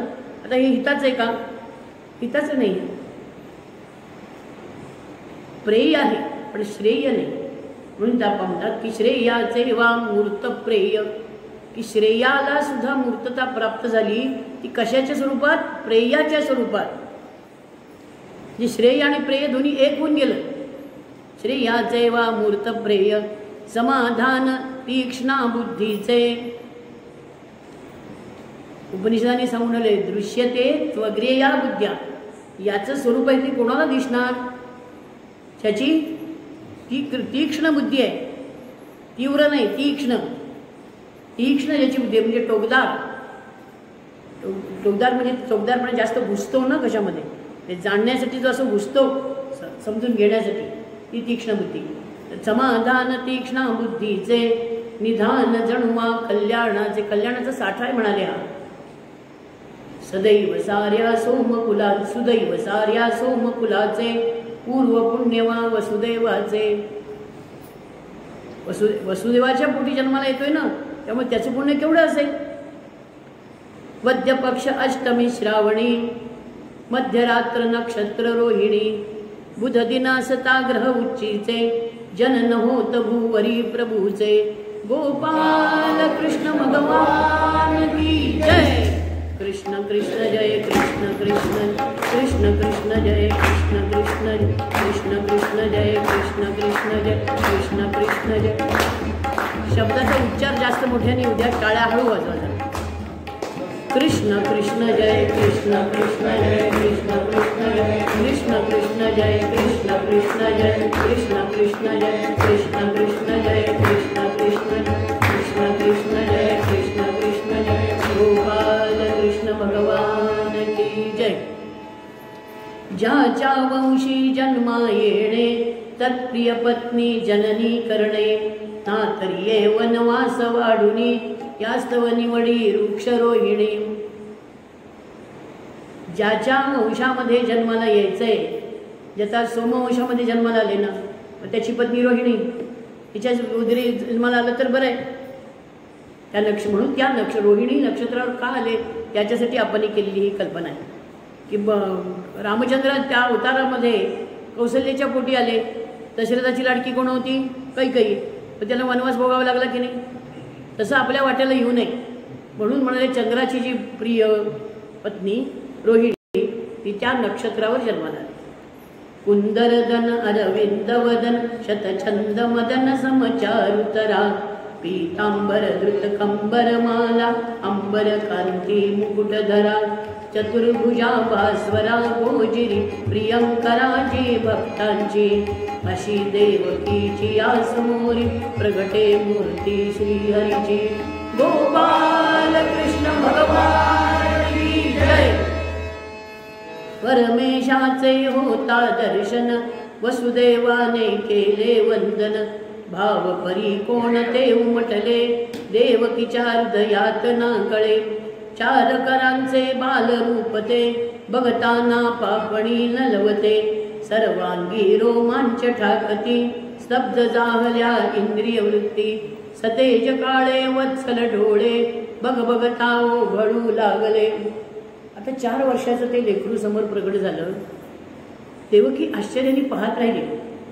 वसुदेवाने नमस्कार केला भगवंताचं ते रूप आहे म्हणून पण देवकी समाधानी नाहीये। मूल अवतीर्ण झाले पण देवकी समाधानी नाहीये।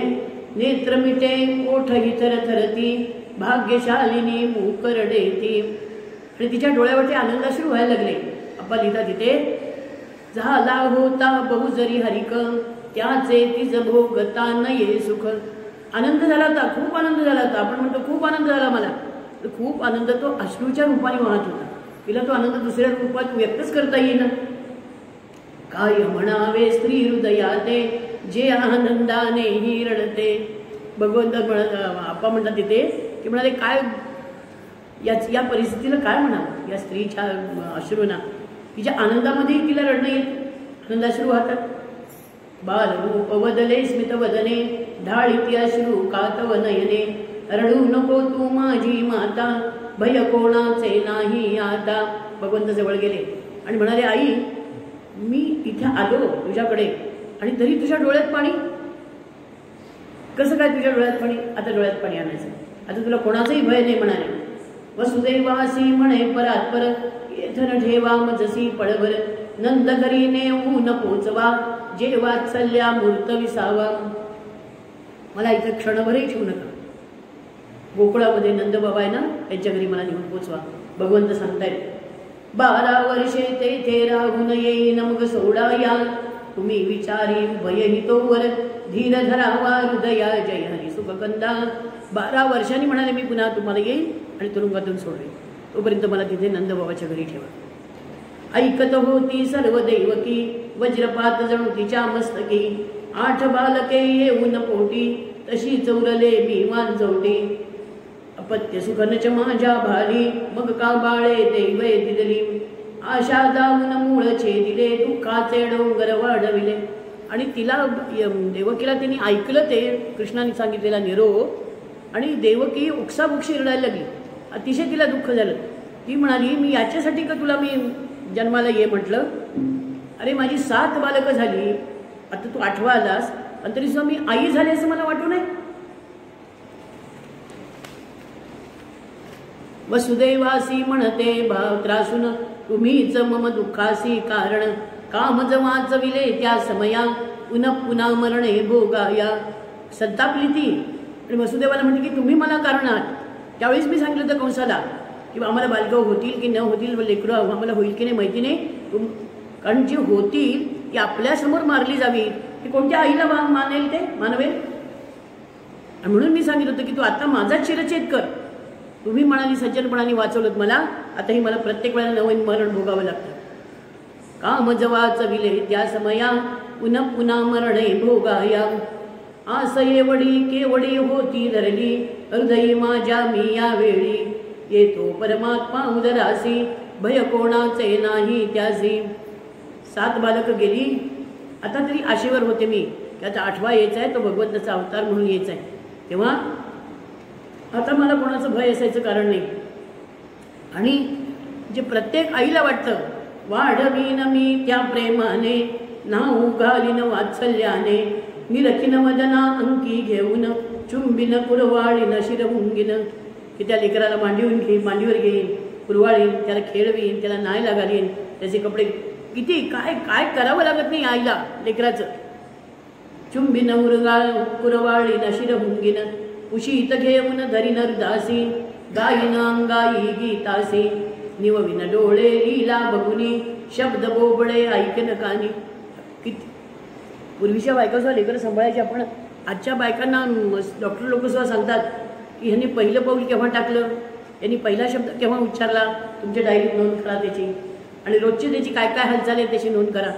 काय आईला तो आनंद असेल ते लेकराचं पाहताना सगळे हालचाली सगळ्या. म्हणजे आधी ते पालथं पडणं, मग ते पुढे सरकणं, मग ते रांगणं, मग कशा जरी चालणं, हे सगळ्या गोष्टी पाहता पाहता आई खूप आनंदून जाते. आणि त्याच्यासाठी काय 9 महिने तिला ज्या गरोदरपणाच्या वेदना आणि प्रसूतीच्या वेळच्या वेदना ह्या सगळ्या ती विसरून जाते हे लेकराचं बालपण बघता बघता.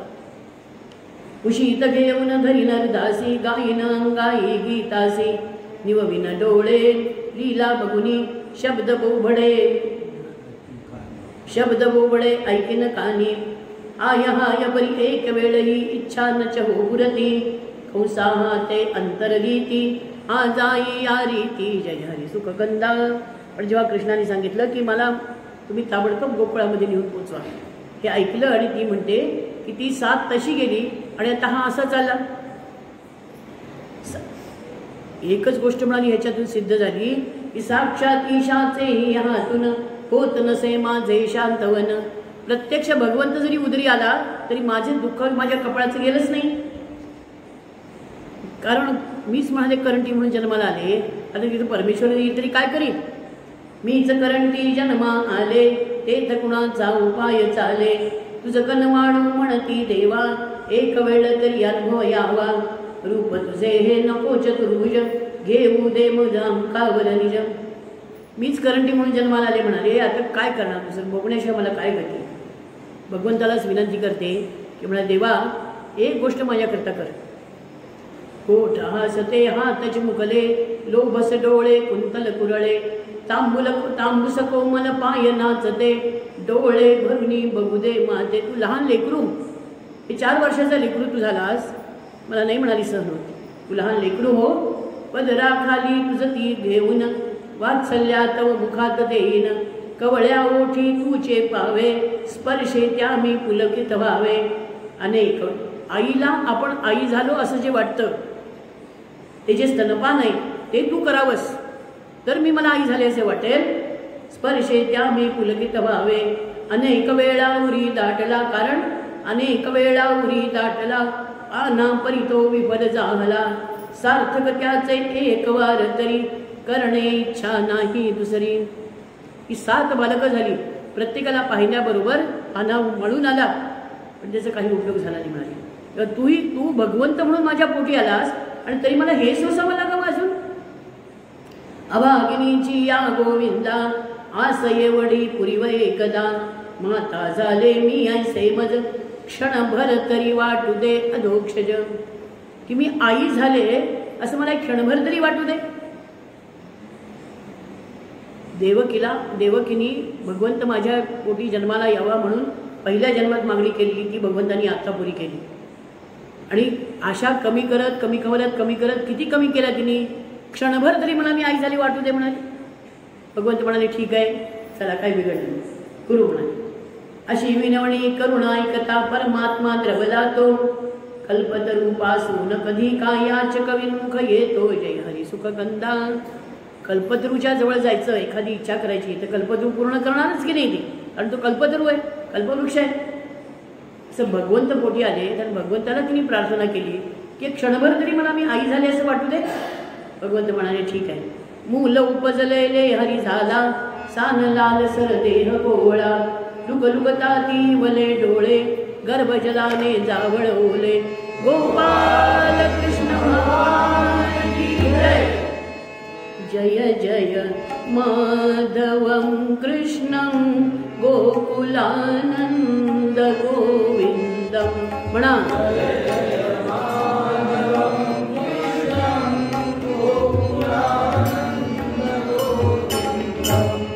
जय जय माधवं कृष्णं गोकुलानंद गोविंदम. जय जय माधवं कृष्णं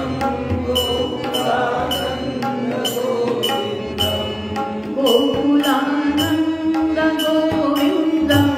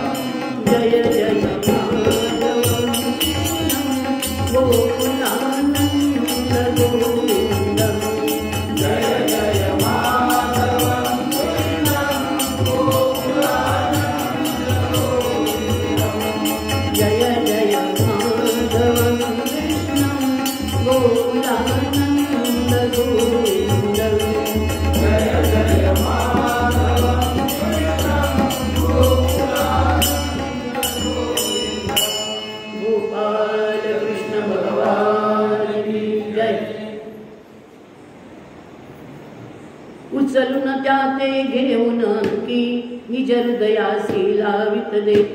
निज हृदया लावित देवकी करपाशी त्या करीते गोळा. अदिर्या ओठी चुंबी गाला. तर तिला असं झालं की कुठं त्याचं चुंबन घेऊ आणि कुठं नाही. स्पर्श सुखद तो नाना रीती आस सुनी अनुभवीत होती. त्या लेकराचा स्पर्श आईचा स्पर्श लेकराला आनंद देत असेल त्याला व्यक्त करायला काही साधन नाही. त्याला स्वतःला काही बोलता येत नाही लेकराला, पण तरी सुद्धा त्या लेकराच्या हावभावावरून त्याच्या चेहऱ्यावरून जे भाव त्याच्या निर्माण होतात त्याच्यावरून कळतं आईला. तसं आता लेकराचं सुख लेकराचा स्पर्श आज देवकी अनुभवित होती. स्पर्श सुखद तो नाना रीती आस सुनी म्हणजे उत्कटपणाने आस सुनी अनुभवीत होती. बालकास बरी कुरवाळोनी तृप्त कधी का झाली जननी. सांगून तिजसी गोष्टी चार शांत होऊन लव कष्टी अंतर. टोपल्यात घेऊन मुलाला नंद घरा वसुदेव निघाला. देवकीला काही 4 गोष्टी समजून तिच्या सांगितल्या. म्हणाले इथे जास्त वेळेला ठेवलं तुझ्या माझ्या दोघांच्या हिताचं नाही, त्या लेकराच्या हिताचं नाही. मला लवकर बाहेर पडू द्यायला नाही. मासा 8वा होता म्हणून सावध कोणी नवते. मध्यरात्र अंधारी त्यातून जागल कुठुनी असते जय हरी सुखकंदा. निखळून उघडी झाली दारे. 8वा महिना होता, त्यामुळं सगळ्या भारेकरांना माहिती होतं की 8व्या महिन्यात काही मूल जन्मत नाही, त्यामुळे आपल्याला निर्धास्त झोपायला हरकत नाही. सांगता येते म्हणाले कंस महाराजांना, तेव्हा 8व्यात कुठे मूल जन्मत काय, म्हणून आम्ही झोपलो. निखळून उघडी झाली दारे, ओलांडून निद्रिस्त पहारे. दबकत चाले चाहुल घेत, भय सत्कृत्या खल राज्यात. वसुदेवाने तिला टोपल्यात घातलं.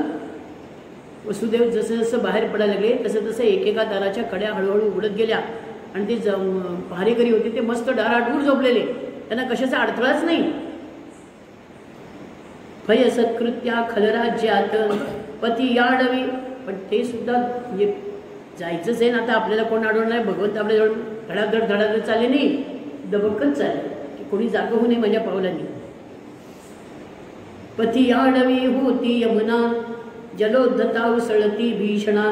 खट्याळ बहुभवरे करितात, खट्याळ भवरे बहु करितात, ओघ वाहतो तीरा काव्यत. यमुना नदी तिला पूर यायला लागला. तिने विचार केला की म्हणाले यांच्या पावलापासून गंगेचा उगम होतोय म्हणतात, ते कशी पावले ते तरी बघू देत आपल्याला. म्हणून ते यमुनाबाई आपल्या बहिणीची गंगाबाईचं महत्त्व ऐकलेलं होतं ना, म्हणून तिला ते पावलं पाहण्याची इच्छा होती. भगवंतांनी ते जाणलं आणि आपला पाय टोपलीच्या बाहेर केला. तो पाण्याला स्पर्श झाल्याबरोबर एकदम पाणी ओसळून गेलं आणि मग वसुदेव मस्त आनंदात पुढे चालले गेले. भागवतामध्ये निरनिराळ्या ठिकाणी अशी भाष्य जे केली जातात त्याच्या ठिकाणी वर्णन आहे. ते म्हणाले पाऊस जोराचा पडत कोसळत होता. आता हे टोपलीत घेतलेले, त्यांच्या डोक्यावर वसुदेवाच्या डोक्यावर टोपली होती त्यामुळे त्यांना पाऊस लागत नव्हता, पण हे टोपलीत होते त्यांना पाऊस लागेल ना. म्हणून म्हणाले शेषाने विचार केला की आपण गेल्या वेळेला त्याचा बंधू म्हणून जन्माला आलो, तर त्यावेळेला आपल्याला खूप सेवेची संधी मिळाली. आता मोठा भाऊ म्हणून येतोय, मोठा भाऊ म्हणून आलेलो आहे आपण, तेव्हा याची सेवा करायची संधी नाही. म्हणून शेषाने आपल्या ते वरती छत धरलं म्हणाले टोपलीवर. गरजत से लाटांचे ओघ वाहतो तीरा कापित, गरजत से लाटांचे तांडव आत विहरती मगरी कासव. हो पावदती वाहे यमुना दिग्विजया जणू निघते सेना. निर्भय परिवसुदैवत शाकी नदीत शिरला वीर अनिके. दुष्कर सांग्या कृत्य कोणते पुत्र प्रेमा पुढे पित्याते. मोठा अवघड आहे ते की मुलाचा मोह जो आहे तो इतका विलक्षण असतो. आता हे तर भगवान श्रीकृष्णच रूप होत, देवाचंच रूप ते. हे कोणत्याही संकटाला न जुमानता वसुदेव चालत राहिले. घेऊन या टोपले शिरावर पाणी कापित जाई. देव मस्तकी धरल्यावर का अशक्य उरते काही. जय हरी सुख कंदान. विस्मित होऊन बाहुबलाने वाट जणू दिधली यमुनेने. प्रवाह उतरून ये तीरावर पती चालता करी विचार. स्नेही जीवलगन. वसुदेव पावलं भराभर टाकायला लागलेत पण मनामध्ये विचार चालू आहे. वसुदेव स्नेही जीवलगनंद जरी मम करील का तरी तो हे काम. पाहून चित्ती कंसाचे भय नाही म्हणता करू मी काय. मी जातोय नंदबाबाकडे, त्याला हे बोल द्यायचं पण त्यांनी ठेवून घेतलं तर बरं आहे. आणि त्यालाही भय आहे ना कंसाचं, तो नाही म्हणणार तर. चिंतित असतासे मनासी येऊन पोचे नंद घरासी. पुढावरून शिरताच अंगडी तेथे मूर्छित नंद कामिनी. नवजातार्भक मृतवत जवळी बघून कल्पना मनी उदेली. मागच्या दाराने गेले, कुंभीवरून उडी मारून आतमध्ये गेले. पाहिलं तिथं मोठा होता आणि त्या गोठ्यामध्ये यशोदा प्रसूत झालेली आहे आणि मृतवत असलेलं बालक तिचे जवळ पडलेले. मूल दिसत हे उपजत मेले हिला परी काही न कळाले. असह्य वेणा होऊन मूर्छित झाली से ही गमते येत. हिचे जवळ मम बाळा ठेवून मृत शिशु घेऊन जाऊ. गुप्तता चौचिता या वेळी नंदा हे न कळवू. जय हरी सुख गंधा. आणि मग त्यांनी एक मनामध्ये विचार केला निश्चितपणाने की म्हणाले हीच मृतवत झालेलं बालक आहे, ते आपण घेऊन जाऊ आणि याला इथं ठेवू. म्हणजे ती आपलाच मुलगा समजून ती पाडवेल त्याला बालकाला. आपल्या नंदाला काही सांगायची जरूर नाही. आपलेच समजून मम बाळ वाढवेल की ती स्नेहाळ. कंसाची समजूत करता येईल मजसी परतून जाता. अशा विचारे अलटा पालट करून परतची धरली वाट येता ती जसे जसे प्रसंग तसे वागणे पडते भाग प्रभाती सहोता व सरलवतो स्वस्थानी ये वसुदेव वदे देवकी ते घे शिशु हे नंदाचे जे मृतके आहे. जाऊन आले पुन्हा दारं बंद झाली तुरुंगात आले देवकीजवळ ते लेकरू दिलं म्हणून मी नंदबाबाकडे गेलो आणि असं असं केलं तर त्याचं हे लेकरू बहुतेक गेलेलंच आहे म्हणून तिच्या हातात दिलं. उब परी लागता ग्रहातील अरबकस तिथे गोठ्यात पडलं तर सगळं भोवताली ओलं असतं गोठ्यामध्ये त्या ओल्यामध्ये गारठून गेलं ते लेकरू आणि हे पुन्हा डोक्यावर घेऊन आल्या टोपलीमध्ये आणखीन गारवा.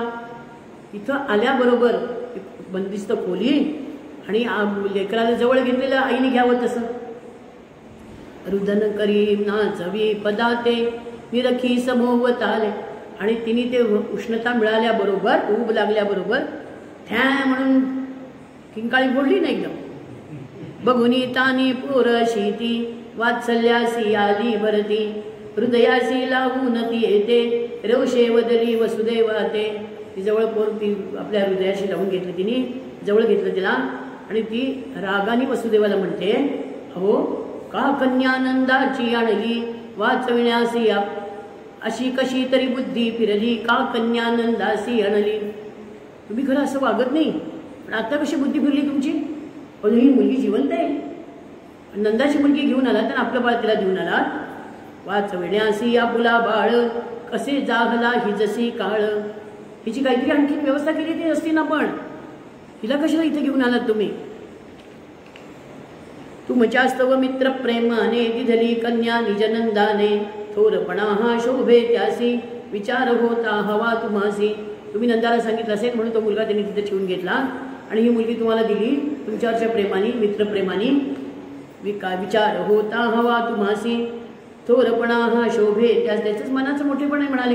पण तुम्ही काही विचार करायला पाहिजेत ना की लोकांचं लेकरू आणताना.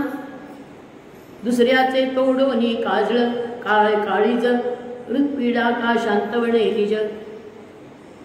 आपल्या हृदयाला वेदना होत आहेत म्हणून दुसऱ्याचं काळीज तोडून घ्यायचं इथे काय म्हणतात ते बदलण्यासाठी. आणित असतांग धर्म जाणीत असता धर्मा धर्मा यशासकाला विला काळीमा निष्ठुर कंसे वदिता हिजका दुःख उणे मज होईल. म्हणून असं वाटलं का याचा कंस येईल हिला घेऊन जाईल आणि हिला ठार मारी. तो त्याला तिकडे पाठवले म्हणून हिच्याविषयीचं मला दुःख कमी होईल असं वाटलं का तुम्हाला. मातेच्या हृदयानं जाणिले केली म्हणून कृती ही. तुम्ही आईचं हृदय जाणलं नाही म्हणाले म्हणून तुम्ही असं केलं. 6 मुलांच्या हत्येहूनही दुःखाधिकची मजदे हिलही उठा उठा जा परत पोचवा दुःखाग्नीतून मला वाचवा. नका म्हणाली लोकांचं लेकरू ठेवू नका अशा तऱ्हेचं मरण इथं ठरलेलं आहे निश्चित. दोष परी हे वसुदेव आसी दोष परी दे वसुदेव आसी परिणाला रागतयासी दिसे कस्तुरी वरुणी काळी पूर्णा म्हणून का गुणास आली. वसुदेवाला तिने पुष्कळ दोष दिला की तुम्ही हे केलं ते योग्य केलं नाही तुम्ही आईचं हृदय जाणलं नाही म्हणून असं केलं. आता तिला कंसाने मारलं तर मला काय दुःख कमी होईल का हे सगळं ती बोलली. पण आपा इथं उपमा देतात म्हणाले कस्तुरी कशी वरून काळी असते पण काळी कस्तुरी म्हणून कोणी तिचा त्याग करतो का. तिच्या सुगंधाकडे पाहतात ना तसं ही बोलतीये हेवकी नाना प्रकारांनी विडवाकडे बोलती वसुदेवाला पण त्याच्या पाठीमागे तिचा भाव जो आहे तो वेगळा आहे. तिच्या पाठीमागे भाव आहे तो लेकराच्या संरक्षणाचा आहे. लेकरू कोणाचं का असे ना म्हणजे संरक्षित राहिलं पाहिजे. आपण तिच्यासाठी आणखीन उपमा दिली आहे. ते जास्तव आवडे हिरकडी कठीणता नघे ज्ञानी कोणी. हिरा जो आहे हिरकडी जी आहे लहान रत्न हिऱ्यासारखं ते म्हणाले चमकदार आहे ते पण जड आहे. कसं करणार त्याचं आता कसं ते पदकात कसं करणार इतके जडच्या जड असं नाही कोणी विचार करत. कठीणता नघे ज्ञानी कोणी. आणखीन एक उपमा दिली त्यांनी स्वरमाला ऐकून सुखोय कोण वदे मुद्रेचा अभिनय कोण बघे मुद्रेचा अभिनय. गायक माणसं असतात ना ती गाताना त्यांची तोंड कशी होतात ते बघा. एका गायकाचं तुम्ही पुण्याला पाहिलेलं आहे की जमिनीवर डोकं टेकतं त्यांचं जमिनीवर डोकं टेक. कोण बघे मुद्रेचा अभिनय खळाळ सिंधूच्या लाटांचा मोत्यासाठी सह्यची साजा. समुद्रावर लाटा थोड्या येतात का, पण त्याच्यामध्ये मोती सापडतात म्हणून लोक जातात ना तिथे. त्या लाटांचं भय बाळगतात का म्हणाल. बीजेच्या चंद्राची कोर असून वाकडी सुखवी अंतर. आपल्याला वाकडी गोष्ट कोणती आवडते का?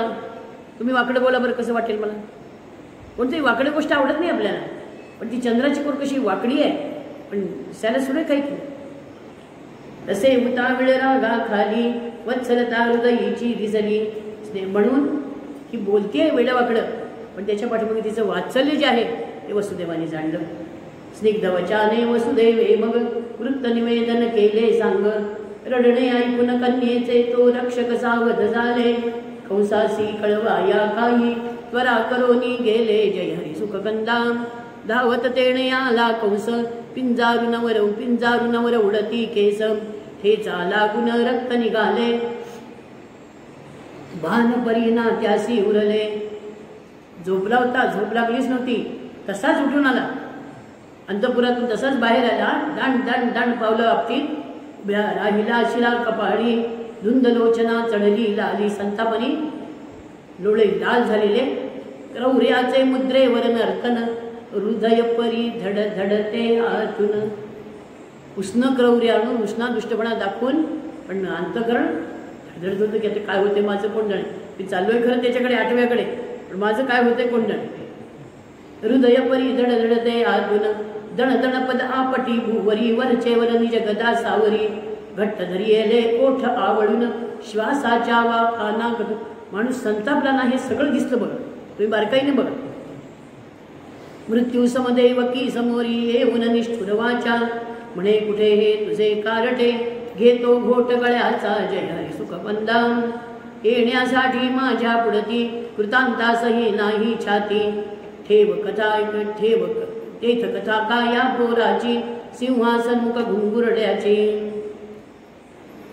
तो समोर येऊन उभा राहिला. देवकीला वाटलं की हा कंस नाही, माझा भाऊ नाही, हा यमराजाच आहे. प्रत्यक्ष यमच आहे. तिला म्हणतो कुठे आठवं कार्ट कुठे, जो माझ्या गळ्याचा त्याचा गळ्याचा घोट घेतो म्हणाले, जो माझ्या मुळावर आलायला.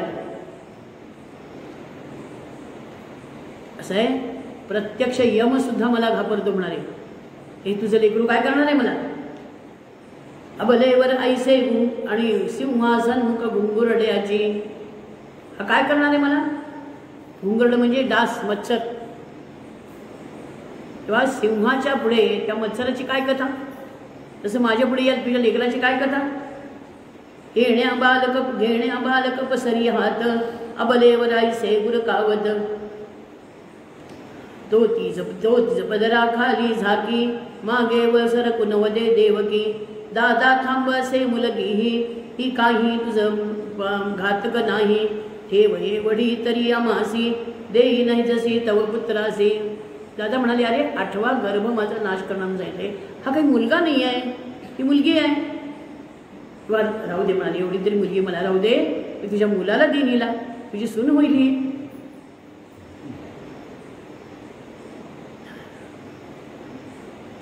कर्जे कंस तिला अजडकारित मी नच मुलगा मुलगी जाणत. गर्भ तुझा जाणितो ये वडे हिसकून घेते पोर बापडे. तो म्हणाला मी मुलगा मुलगी काही जाणत नाही. आठवा गर्भ आहे ना तुझा. मला आकाशवाणी झाली होती, अशीच झाली होती की तुझा आठवा गर्भ माझा नाश करणार. म्हणून तिच्या हातातून निसकटून ते पोर घेतलं. म्हणून करिता चौपेक्षा बहुता झाली मागे शिक्षा. स्त्रिया म्हणून जर उपेक्षा केली तर कसे प्रसंग ओढतात. मागचं सगळं मग पुराण सगळी काढून बघ म्हणाले. मी न तसा भोळा महिषासूर करी नरी पुंचा ठेचून याचुल. मी तसा महिषासूर नाही की स्त्री रूपाला भागून त्यांनी हातातलं शस्त्र टाकून दिलं महिषासुराने आणि मग देवी त्याच्या छातीवर नाचली. प्रयत्न संपादित यश त्याचे हिरावुनी दुर्दैवे झंझावा ते फलसंभारा पाडून नष्ट करावे जय हरी सुभकंदा. तसे मूल ते धरुनी हाती फिरवी गरगर डोक्या भवती. बघत शिळेवर जो आपटाया तोच निसटुनी गेली माया. त्यांनी बाहेर आला, गडगर गडगर फिरवलं ते अंगणात घेऊन त्यांचे खडकावर आपटणार. एवढ्यात ती मुलगी गेली निसटून. उसळे तेजाचा वरच होतं. आकाशामध्ये वीज चमकावी तसा एक प्रकाशाचा झोत आला बाण जसा अग्नी क्रीडेत, आता तर बाण नाही, आता तर पुष्कळ आकृत्यावरती तयार होतात आकाशामध्ये फटाक्यांच्या. बाण जसा अग्नी क्रीडेत वदली प्रकटून देवी रुष्टा, मला काय मारितोस दुष्टा, तुझ वदनाला माझ्या आधी जन्मा आला जात्या शोधी. आणि ती गुप्त झाली वर्ण्या आकाशामध्ये. गुप्त होण्यापूर्वी तिने एक वाक्य पुन्हा कंसाला ऐकवलं की तू मला काय मारतोस, तुला मारणारा माझ्या आधी जन्माला आलाय म्हणा. यानं कपाळाला हात लावला. मला काय मारितोस दुष्टा, तुझ वदनाला माझ्या आधी जन्मा आला जात्या शोधी. अडा तुझ्या भरला बाबांचा नाशना टाळावयाचा, माझ्यासह तवती व ज्योती समज आजही दातलया प्रती. खाली उरले प्रेत जिवंत पडेल ते थोड्या दिवसात. असे वदून ती गुप्त जाहली. घाव बसे कंसाला ताठा गेला दर्पही गेला, विस्तव जणू विझलेला जय हरी सुख कंदाम. असे क्रौर्यमगाचे झाले दुबळे, देहावरती दैन्य पसरले. व्याकुळ करती अश्रू नयना, स्वरातली लोपली गर्जना. आणि आत्तापर्यंत इतक्या संतापाने, इतक्या क्रोधाने, इतक्या दुष्टपणाने हा कंस तिथे देवकीच्या पुढे आलेला होता, त्या मुलीला घेऊन मारायला धावलेला होता. हे सगळं क्रौर्य त्याचं संपून गेलं. आपा वर्णन करतात विस्तव पण विजलेला. विजलेल्या विस्तवात काय असतं, काय त्याच्यावर पाय पडणार आहे ना आपला भाजणार आहे, हे भय कोणाला राहील का विजलेल्या विस्तवात. क्रौर्य मगाचे झाले दुबळे, देहावरती रोम ठाकले. व्याकुळ करती अश्रू नयना, स्वरातली लोपली गर्जना. खाली घालून मान परतला, साप जसा मुक्ता दंताला. खरी कसे तरी मार्गक्रमण, पंख छेदिता जेवी शेन. शेन नावाचा ससाणा नावाचा पक्षी आहे, अत्यंत क्रूर पक्षी म्हणतात. पण त्याचे जर पंख कापले तो जसा दुबळा होतो ना, तसा हा दुबळा झाला म्हणाले. संतापाने अंतःकरण जळत सारखे होते आतून, दुष्टांची दुष्टता कधीही मेल्या वाचून शमणे नाही. निंद्य पाशवी साध्य खलांचे, हृदय जणू की कुंभ विषाचे. त्या दुष्टांचं हृदय म्हणजे विषाने भरलेला माठ असावा, तसं म्हणाले यांचं हृदय असतं. साधन सोज्वळ असेल केवी, कशी सर्पगती सरळ असावी. सभातये भरविली तातडी, सोडविण्या मरणाची कोडी. जमली क्रूर पशूंची सेना, अगबकेशी विविध पूजना. यांनी आता राज्यावर संकट आले म्हणाला, तर राज्यावर संकट आले याच्यासाठी काहीतरी संकट निवारणार्थ मोबाईल मीटिंग बोलवली, मोबाईल कॉन्फरन्स. कारण कोरोना चालू आहे ना. सोडविण्या मरणाची कोडी, जमली क्रूर पशूंची सेना. अगबक केशी द्विध पूतना. कसं होते एकापेक्षा, यांचं क्वालिफिकेशन काय. जनहित नाही ठाव, म्हणजे कोण किती मताने निवडून आला हे क्वालिफिकेशन नाही. त्यांनी आपल्या कारकिर्दीत काय काय काय काय काय कार्य केली हे क्वालिफिकेशन नाही. जनहित नाही ठाऊक कोणा हे वैशिष्ट्य. गर्वे ताठर असती माना, अन्याजवळी घेण्याजोगे. असेल काही हे न जवागे. की जनहित नाही ठाऊक, आपली खुर्ची कशी टिकेल एवढंच फक्त बघणार आहे. आणि असे सगळे इथे मीटिंगला बोलवले होते. म्हणाले सत्तेची बहुहाव जयासी, असे सभासद राज्यसभेसी. टिको आपुले पद हो काही, भले पुरे हा निषेध नाही. प्रत्येकाला आपल्या खुर्ची टिकली पाहिजे, याच्यासाठी जो प्रयत्न करायचा तो सगळा प्रयत्न करणार. याच्यासाठी सगळे तिथं कंसाकडे जमलेले होते. किती कमी पडतायत कंसाला काय बघायला पाहिजे ना, एवढ्याची भरती झाली पाहिजे. टिको आपुले पद हो काही, भले बुरे हा निषेध नाही. हिंदुत्वाला बट्टा लागला तरी चालेल, आतापर्यंत जे सांभाळलं ते मातीत गेलं तरी चालेल, पण आम्हाला पाहिजे तसं करणं. सभेत मग ते धवा त्वरित घेतला निर्णय, कृपावरील वारण्या परमसंकटाचे भय. मुले चिरून टाकणे सकळे एक वर्षातली, घरोघर फिरावया कुशलने म्हणे मंडळी. आणि मग त्या सभेमध्ये निर्णय घेतला की राज्यावर म्हणाले एवढं मोठं संकट आलेलं आहे, आता याच्या निरसनार्थ काय करायचं. याच्या निरसनार्थ एकच करायचं की कुटुंब कल्याण योजना करायची. कुटुंब कल्याण योजना म्हणजे मुलांना जी पोरं जन्मली ती मारून टाकायचं. आधी गर्भपात आणि मग पुन्हा जिवंत झालेली मुलं मारायची, जन्मलेली मुलं मारायची. रक्षावे जनते प्रति नृपतीने स्वप्राणही वेचुनी आहे दंडकया परी परितया कोणी न माणी मनी. जनतेचं रक्षण राजाने आपल्या जीवापलीकडे केलं पाहिजे असं ब्रीद आहे म्हणाले. पण कोण राजा ऐकतो हे? कृत्ये घोर करा भयान दचके स्वार्थी जुगारी नया त्याचे आज नसे उद्या फलपरी लागेच भोगावया. गोपाल कृष्ण भगवान की जय. सत्यम नश्वरमस्तु वा जगदिदं जीव शिवो वेतरः शून्यं वा परमाणुरस्तु जगतो हेतु प्रधानं च वा. योगो ज्ञानमथास्तु कर्मनितरां निःश्रेयसे साधनं जानीमो गिरिशैतदेव भगवन् वन्नशरण्यं प्रभुः. मी इच्छितो हरिचरित्र रचावयासी गालावया गवसणीच जणू नभासी. ते शक्य ना घडत ते आपुल्या प्रसादे माझ्या श्री वरदास्त गुरो असू दे.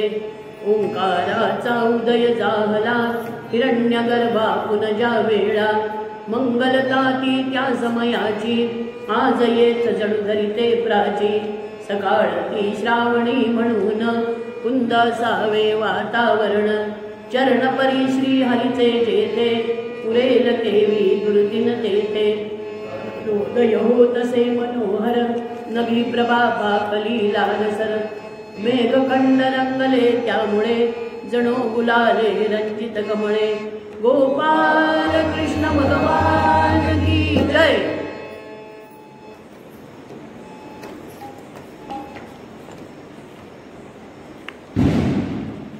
अरे आपलं ऐकू गेली काय जय म्हणून.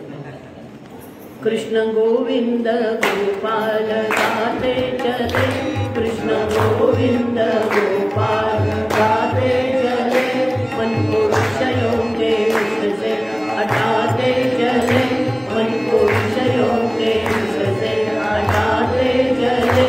इंद्रियों के न घोड़े विषय में आड़े तो अड़े भी तो संयम के छोड़े पड़े. कंठे रथ को सुखद पर चलाते चले कृष्ण गोविंद गोपाल गाते चले. नाम जपते रहे काम करते रहे पाप की वासनाओं से डरते रहे. सद्गुणों का परम कमाते चले कृष्ण गोविंद गोपाल गाते चले कृष्ण गोविंद गोपाल. लोग कहते हैं भगवान आते नहीं द्रौपदी की तरह बुलाते नहीं.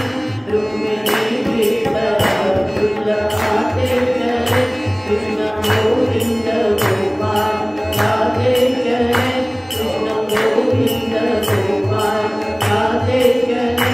लोग कहते हैं भगवान आते नहीं दिल्ली की तरह खिलाते नहीं. रात प्रेमी विजय दिमाते चले कृष्ण गोविंद गोपाल गाते चले कृष्ण गोविंद गोपाल गाते चले. दुख में चलते नहीं सुख में भूले नहीं प्राण जाए मगर धर्म भूले नहीं. धर्म धन का खजाना गाते चले कृष्ण गोविंद गोपाल गाते चले कृष्ण गोविंद गोपाल गाते चले. वक्त आएगा ऐसा कभी ना कभी हम दिखाएंगे सबको कभी ना कभी. ऐसा विश्वास दिल में जमाते चले कृष्ण गोविंद गोपाल गाते चले कृष्ण गोविंद गोपाल गाते चले कृष्ण गोविंद गोपाल गाते चले. गोपाल कृष्ण भगवान की जय. आज श्रीकृष्ण जयंती जशी आहे तसंच ज्ञानेश्वरांची पण जयंती आज आहे. आपण ज्ञानेश्वरांचं स्तोत्र म्हणूयात. आणि आणखी एक या वर्षातलं वैशिष्ट्य म्हणून सांगायचं आहे की श्रावण शुद्ध एकादशी शके 1892ला अनुवाद ज्ञानेश्वरी लिहिली गेली. आता हे आता शके चाललेलं आहे 1942. 1892 ते 1942. आत्ताच्या गेलेल्या एकादशीला 50 वर्ष ज्ञानेश्वरीला पूर्ण झाली. म्हणजे आपणची 100 वर्ष, ज्ञानेश्वरीला 50 वर्ष, वयाच्या 50व्या वर्षी आपण अनुवाद ज्ञानेश्वरी लिहिली. वैशिष्ट्य म्हणून सांगायचं. आपण ज्ञानेश्वरांचं स्तोत्र म्हणूया आणि त्यांची जयंती साजरी करूया.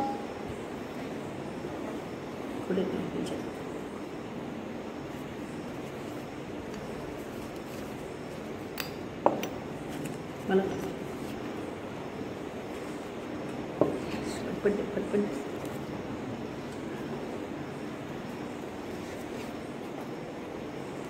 सद्गुरुं सच्चिदानन्दं केवलं करुणाकरं ज्ञानयोगेश्वरं वन्दे ज्ञानदेवं पुनः पुनः. वाङ्मनो बुद्धिभावानामतीतं परमेश्वरं निष्कलं सगुणं वन्दे ज्ञानदेवं पुनः पुनः.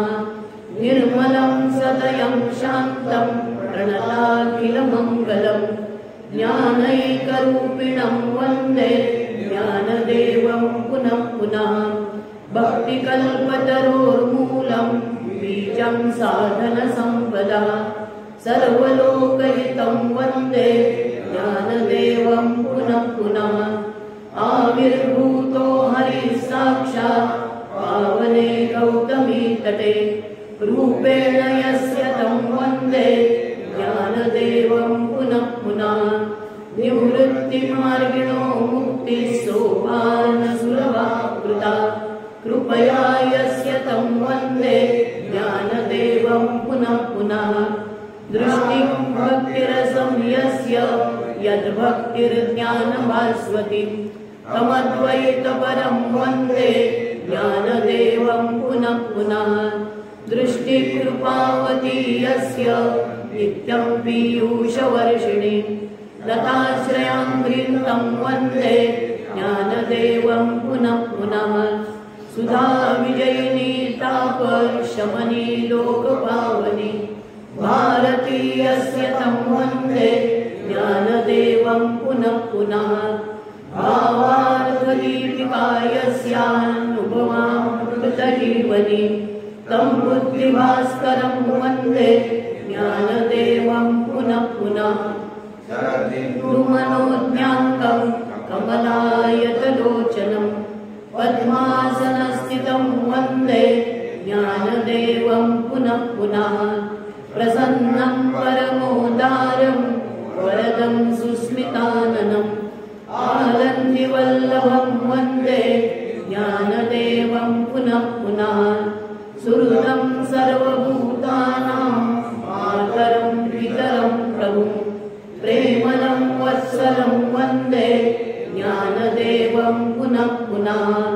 बुद्धिनद्याशरत्कालं प्रग्रहं चित्तवाजिनः पापतापहरं वन्दे ज्ञानदेवं पुनः पुनः. एतावद्भवतैवोक्तं शिशोर्माता स्वयं हिता चित्तवृत्ते समाधानं बुद्धे स्थैर्यं सदास्तु मे. चित्तवृत्ते समाधानं बुद्धे स्थैर्यं सदास्तु मे. सद्गुरु ज्ञानेश्वर महाराज की जय.